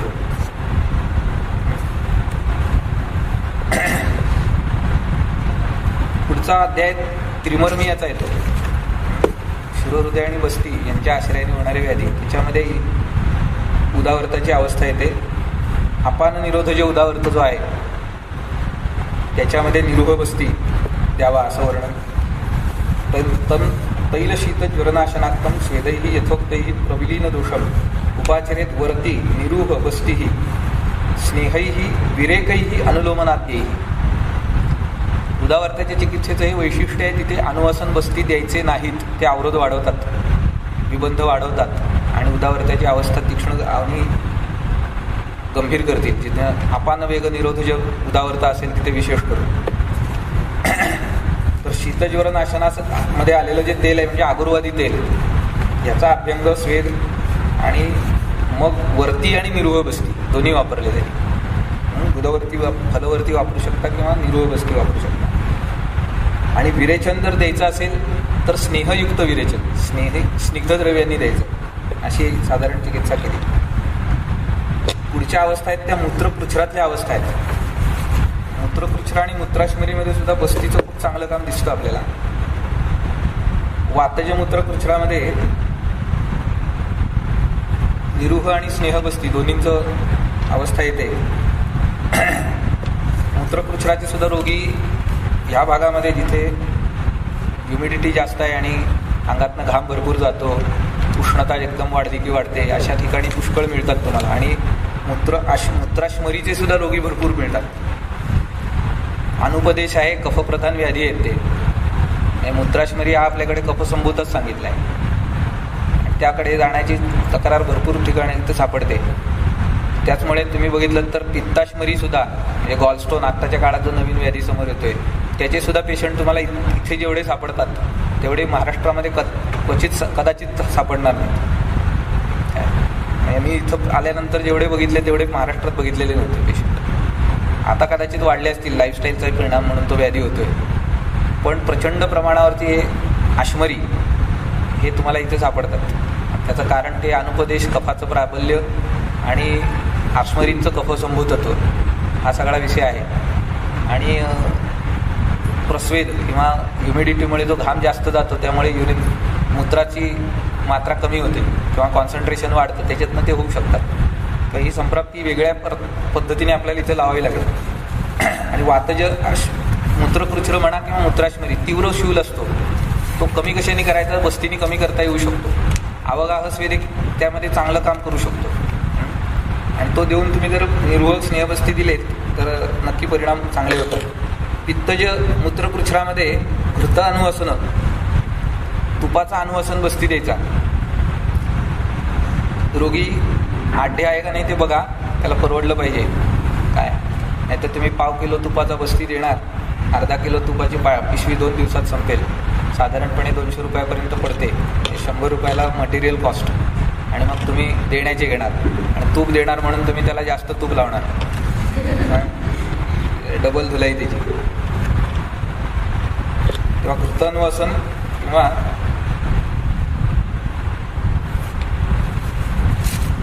आणि क्षीर अशा प्रकारची चिकित्सा सांगितली. कफज मूत्रपृच्छराच्या अवस्थेमध्ये पुन्हा कफाच्या नशिबी सगळी शत्रूची वागणूक, त्यामुळे निरुहच येणार, तिथं अनुवासनाचा उल्लेखच नाही. वाताधिक सन्निपात असताना म्हणजे मूत्रपृच्छरातलीच अवस्था सांगितली. सर्व त्रिदोष प्रभवेतु वायोः स्थानानुपूर्व्या प्रसमीक्ष कार्य. स्थानानुपूर्व्य चिकित्सा करायची, पण त्यातही वाताधिक्य असेल तर निरुह अनुवासन असेच बस्ती येतात. म्हणजे सान्निपातिक मूत्रपृच्छरामध्ये सुद्धा वाताधिक्य असताना शूलप्रधान अवस्था असेल तर अनुवासन आणि निरुह. त्रिमर्मियामध्ये शिरोहृदय आणि बस्ती या तिन्हीच्या आश्रयाने होणारे व्याधी सांगितले. त्याच्यामध्ये पिनसामध्ये सुद्धा बस्तीची अवस्था आली बघा. काल आपण कासामध्ये जसं बघितलं आग रामेश्वरी बंब सोमेश्वरी, तशी इथं अवस्था पुन्हा आली की पिनसामध्ये सुद्धा आस्थापन बस्ती हा द्यावा वातज पिनसामध्ये, असं वर्णन आलं. त्याच्या पुढचा व्याधी आहे आरोचक. त्यातही वातज आरोचकामध्ये निरुह अनुवासन अशा अवस्था येतात. म्हणजे आरोचकामध्ये जनरली आपण विचार करणार नाही, म्हणून म्हटलं की पुन्हा एकदा ग्रंथ वाचायला लागलं विषयाला धरून की काही वेगळ्या गोष्टी समोर येतात. नाही तर एरवी आपण हा विचार करणार नाही आरोचक आणि बस्तीचा काय संबंध, कारण तो आरोचक जिव्हेच्या ठिकाणी उत्पन्न होतो आणि बस्तीचा त्याच्याशी काय संबंध असेल. पण ग्रंथामध्ये अवस्था वातज आरोचकामध्ये बस्तीची दिलेली आहे. आता पुढचा याच्यामध्ये पॉप्युलरली बस्ती वापरला जाईल वातव्याधी, त्याच्याशिवाय तरुणोपाय नाही. पण तुलनेने जर बघितलं तर त्या मानाने कमी अवस्था येतात. म्हणजे आपण वातव्याधीमध्ये सगळ्यात देणार बसती, तो विषय नाही. पण ग्रंथोक्त जर बघितलं तर उठसूट प्रत्येक वातव्याधीला बसती असं चरकाने केलेलं नाही. तर वेगवेगळ्या चिकित्सा सांगितल्यात, त्याच्यामध्ये बसती बऱ्याच ठिकाणी येतो. पहिली जी अवस्था आहे निरुपस्तंभित वाताची, केवलम निरुपस्तंभम, ही जी चिकित्सा सूत्र सुरू होतं त्याच्यामध्ये पायसही कृशरही स आम्ल लवणही अनुवासनही, तिथे अनुवासन द्यायचे. तिथेही अनुवासन बसती आलीत, कारण निरुपस्तंभित वात आहे. उपस्तंभित वात असेल तर निर्वह देऊ शकता, पण निरुपस्तंभित वाताला मात्र अनुवासनच येतो.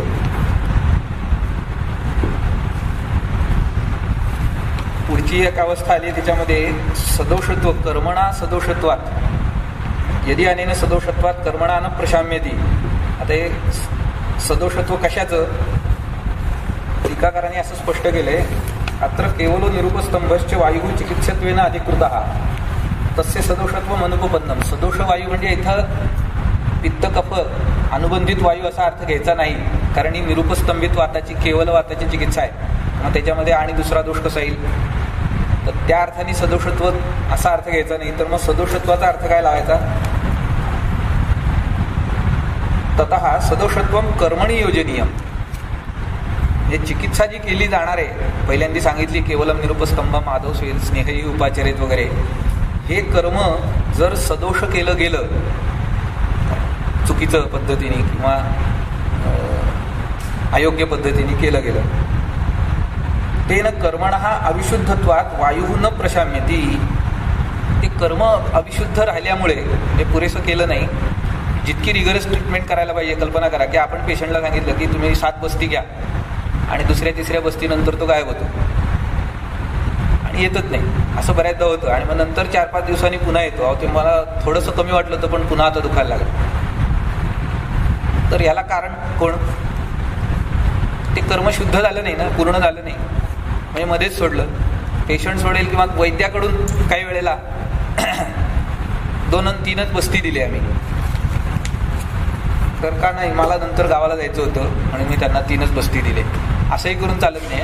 म्हणजे ट्रीटमेंट देत असताना आपण हा सगळा विचार करून द्यायला पाहिजे. पुरेशी चिकित्सा जर झाली नाही त्याची, तर येणारं जे अविशुद्धत्व आहे त्याच्यामुळे तो म्हणतोय सदोषत्व येतं. म्हणजे ते कर्मांचं सदोषत्व आहे, चिकित्सेचं सदोषत्व आहे. दुसरा दोष पित्त किंवा कफ हा त्याच्याबरोबर अनुबंधित होतो असा त्याला विषय सांगायचा नाही आहे. हा एक अर्थ आहे त्याचा. आणि त्यामुळे वायू उत्पन्न प्रशमित होत नाही.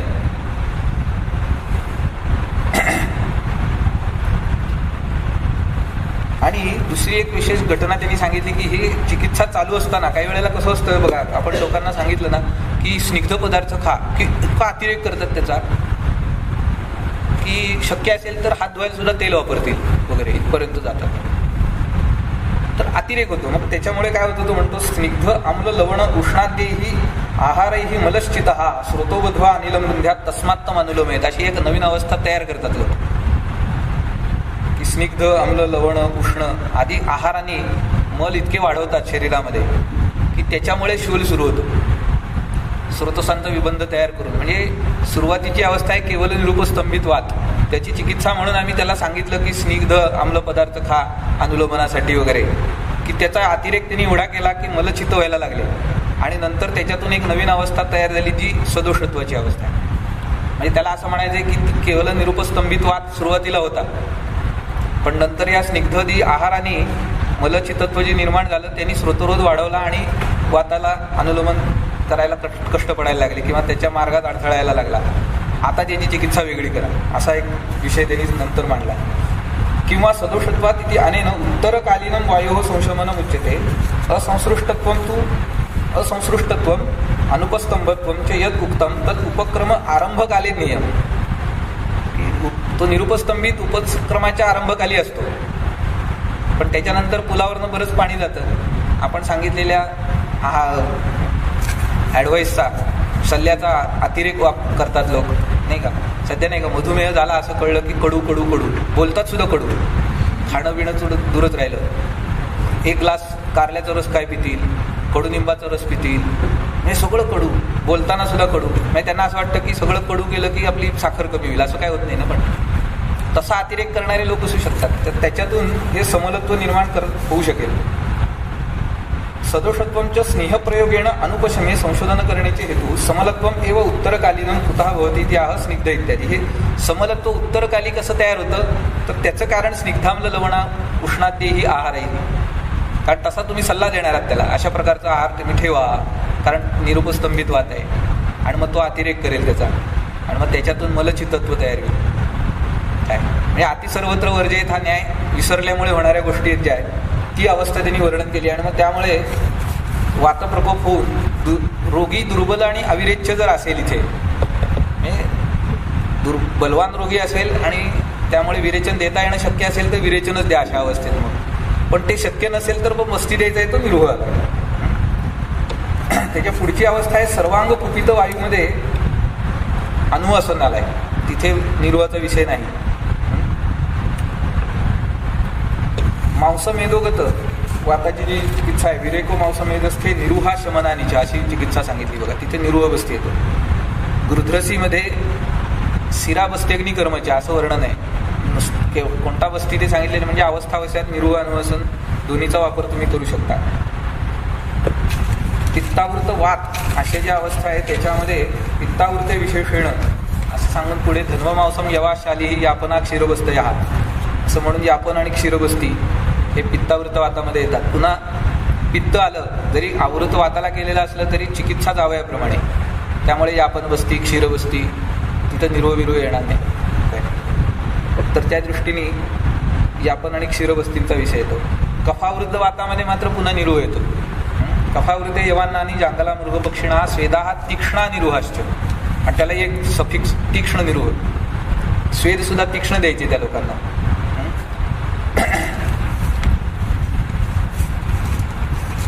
पुढची अवस्था आहे श्लेष्मानुगत वात, कफानुगत वात अशा स्वरूपाचा असेल. वस्तीच्या देताना निरुह द्यायचा आणि तो उष्ण आणि गोमूत्रयुक्त, उष्णद्रव्य सिद्ध द्यायचा आणि गोमूत्रयुक्त असायला हवा.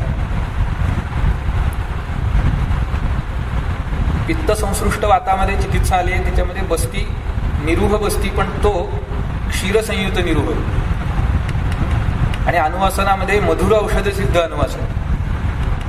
निरुहैही पित्त संसृष्टम निर्हरेत क्षीरसंयुतैही मधुर औषध सिद्धैश्च तैलैस्तम अनुवासयेत असं वर्णन आहे. पुढे प्राणावृत समानामध्ये चिकित्सा येते. चतुष्प्रयोगा शस्यन्ते स्नेहास्तत्र सयापना. चतुष्प्रयोगाचा अर्थ पुन्हा तिथं टीकाकारांनी पान अभ्यंग नस्य आणि अनुवसने बस वाताच्या संदर्भामध्ये स्नेहाचे चतुष्प्रयोग असा जिथं जिथं विषय येईल तेव्हा हे चारही मार्गाने वापरायचं. पान नस्य अनुवसन आणि अभ्यंग. म्हणजे तिथे एकदा अनुवसनाचा विषय येईलच, म्हणजे अनुवसन तर द्यायचं आहे आणि विशेष बस्तीचा विषय म्हणून की आपण बस्ती पुन्हा सांगितला, कारण प्राणावृत समान अशी अवस्था आहे. पुढे उदानावृत अपान, ऊर्ध्वगेना आवृते अपाने छर्दी श्वासादयो गदा हे सांगितले. आणि स्युः वाते तत्र बस्त्यादी भोज्यम जैवानुलोमन, तर बस्त्यादी सांगितली चिकित्सा. म्हणजे स्नेहन स्वेदन बस्ती आदी सगळे येणार त्याच्यामध्ये. तिथेही नुसतं बस्ती असा उल्लेख आहे, त्यामुळे निरुह अनुवासन अवस्थावशात देऊ शकतो आपण. सर्वस्थानावृत वाताच्या चिकित्सेमध्ये म्हणजे शेवटी उपसंहार जिथे केलाय आवरणाच्या चिकित्सेचा चरकांनी तिथे सांगतायत सर्वस्थानावृते अपि अशुद्धकार्य मारुते हितम यापना बस्तया हा प्रायो मधुरा सावनुवासना. तिथे यापन बस्ती आणि मधुर द्रव्य सिद्ध अनुवासन, नुसते अनुवासन नाही, मधुर औषध सिद्ध अनुवासन द्यायचे. आणि ते म्हणजे आवरण आहे, कशाचं कशाला झालंय ते कळत नाही आहे आणि कुठं झालंय ते कळत नाही आहे, पण आवरण आहे याबद्दल खात्री असेल तर मग हा बस्ती देऊन टाका. सर्वस्थानावृत असतात अशा वातामध्ये सुद्धा यापन आणि अनुवासन मधुरद्रव्य सिद्ध अनुवासन.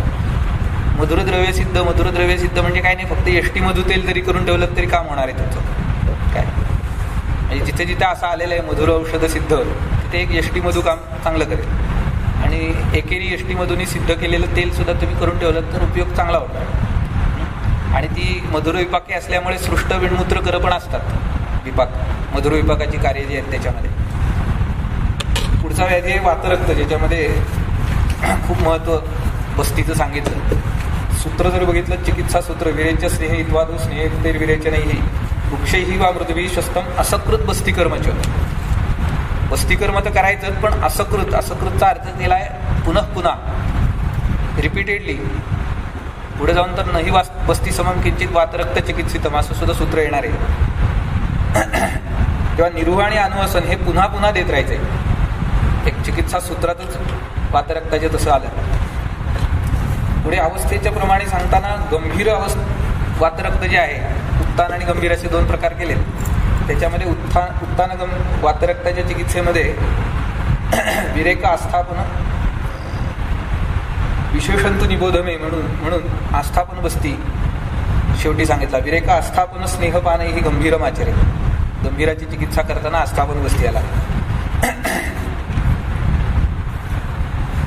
वातप्रधान वातरक्त जे आहे, वातोत्तर सर्पिस्तैल वसामज्य पानाभ्यंजन बस्तीभिही सुखोष्णैही उपनाहैश्च वातोत्तरम उपाचरे. पुन्हा बस्ती असं नुसताच उल्लेख आहे म्हणून निरुह अनुवसन असं लिहिलंय, पण प्राधान्याने अनुवसन असेल. वाताचा प्रकोप आणि उपस्तंभित अशा स्वरूपाची जर संप्राप्ती समोर येत असेल तर तुम्ही निरुहाचा थोडक्या ताळापुरता विचार करा, नाही तर एरवी अनुवसनच जास्त करून तिथं काम करणार. रक्तपित्त प्रधान अशा प्रकारच्या वातरक्तामध्ये जे व्यामिश्र लक्षणांनी युक्त असेल, विरेचनैही घृतक्षीर पानैही सेकैही सबस्तिभिः शीतैही निर्वापणैश्चापि रक्तपित्तोत्तरम जयेत. तिथे अनुवसन बस्ती, क्षीरबस्ती यांचा विचार करू शकता.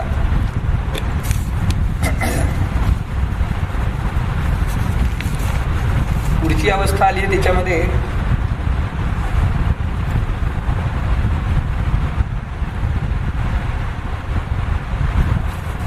सघृत क्षीरबस्तींनी त्याचं मल बाहेर काढावेत असं वर्णन केलंय. बघा काय म्हणतो, निर्हरेद्वा मलम तस्य सघृतैहि क्षीरबस्तीभिः नहि बस्तीस्मम किंचित वातरक्त चिकित्सितम. वातरक्ताच्या रोग्याचे जर दोष बाहेर काढायचे असतील तर तिथं क्षीरबस्ती आणि तो सघृत द्यावा आणि त्यांनी त्याचं मलांचं निर्हरण हे करावं.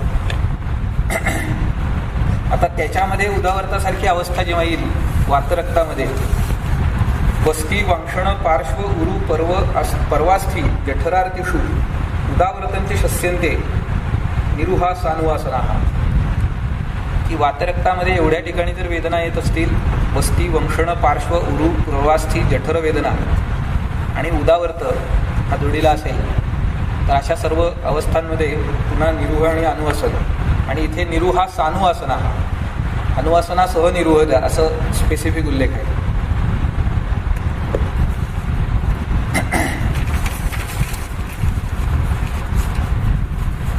आत्ताच्या काळामध्ये आपल्याला ज्या समोर येणाऱ्या अवस्था आहेत त्या म्हणजे त्यांच्यामध्ये कोणकोणते बस्ती कारमुक ठरतील याथे एक थोडक्यात एक आत्ताच्या प्रॅक्टिसच्या दृष्टीने म्हणून मांडलंय की वातव्याधी समोर आला, मार्गावरोधजन्य आहे म्हणजे स्वतरोध प्रधान अशी अवस्था आहे. निरुह अनुवसनाचा विचार करू शकता. वैतरण आहे, लेखन आहे, माधुतैलिक जो बस्तीचा प्रकार सांगितला आहे त्याचा विचार करू शकता. धातुक्षयजन्य वातव्याधीच्या अवस्था आल्या, हे आता समरी टाईप आतापर्यंत जेवढं काय बघितलं त्याच्यात. तिक्त क्षीरबस्ती, यापन बस्ती, मात्रा, अनुवसन यांचा विचार करता येतो. आंबवाताच्या अवस्था बऱ्याचदा समोर येतात, त्याच्यामध्ये निरुह मलवातानुलोमनासाठी, वैतरण विशेष करून संधिशूल, स्तंभ, अनाह असा असताना, अनुवसन, मात्रा आमपाचनाच्या नंतर, कटिमन्यागत वाताचे पेशंट भरपूर आपल्याकडे येत आहेत सध्या. लंबर स्पॉन्डिलोसिस, सर्वायकल स्पॉन्डिलोसिस आणि त्याच्या इतर अनेक अवस्था. त्याच्यामध्ये स्थानिक कटिबस्ती, मन्याबस्ती, पृष्ठबस्ती हे सगळे आपण करतो. मार्गावरोध असताना बस्ती प्रयोग जर करायचे असतील तर निरुह अनुवसन व्यत्यासात तुम्ही करू शकता. धातुक्षयजन्य अवस्था जास्त करून समोर येत आहेत आपल्याकडे, डिजेनरेटिव्ह चेंजेस घेऊन येतात लोक आणि त्यांच्यामध्ये मात्रा, अनुवसन, तिक्त क्षीरबस्ती, क्षीरयापन यांचा वापर हा जास्त व्हायला हवा.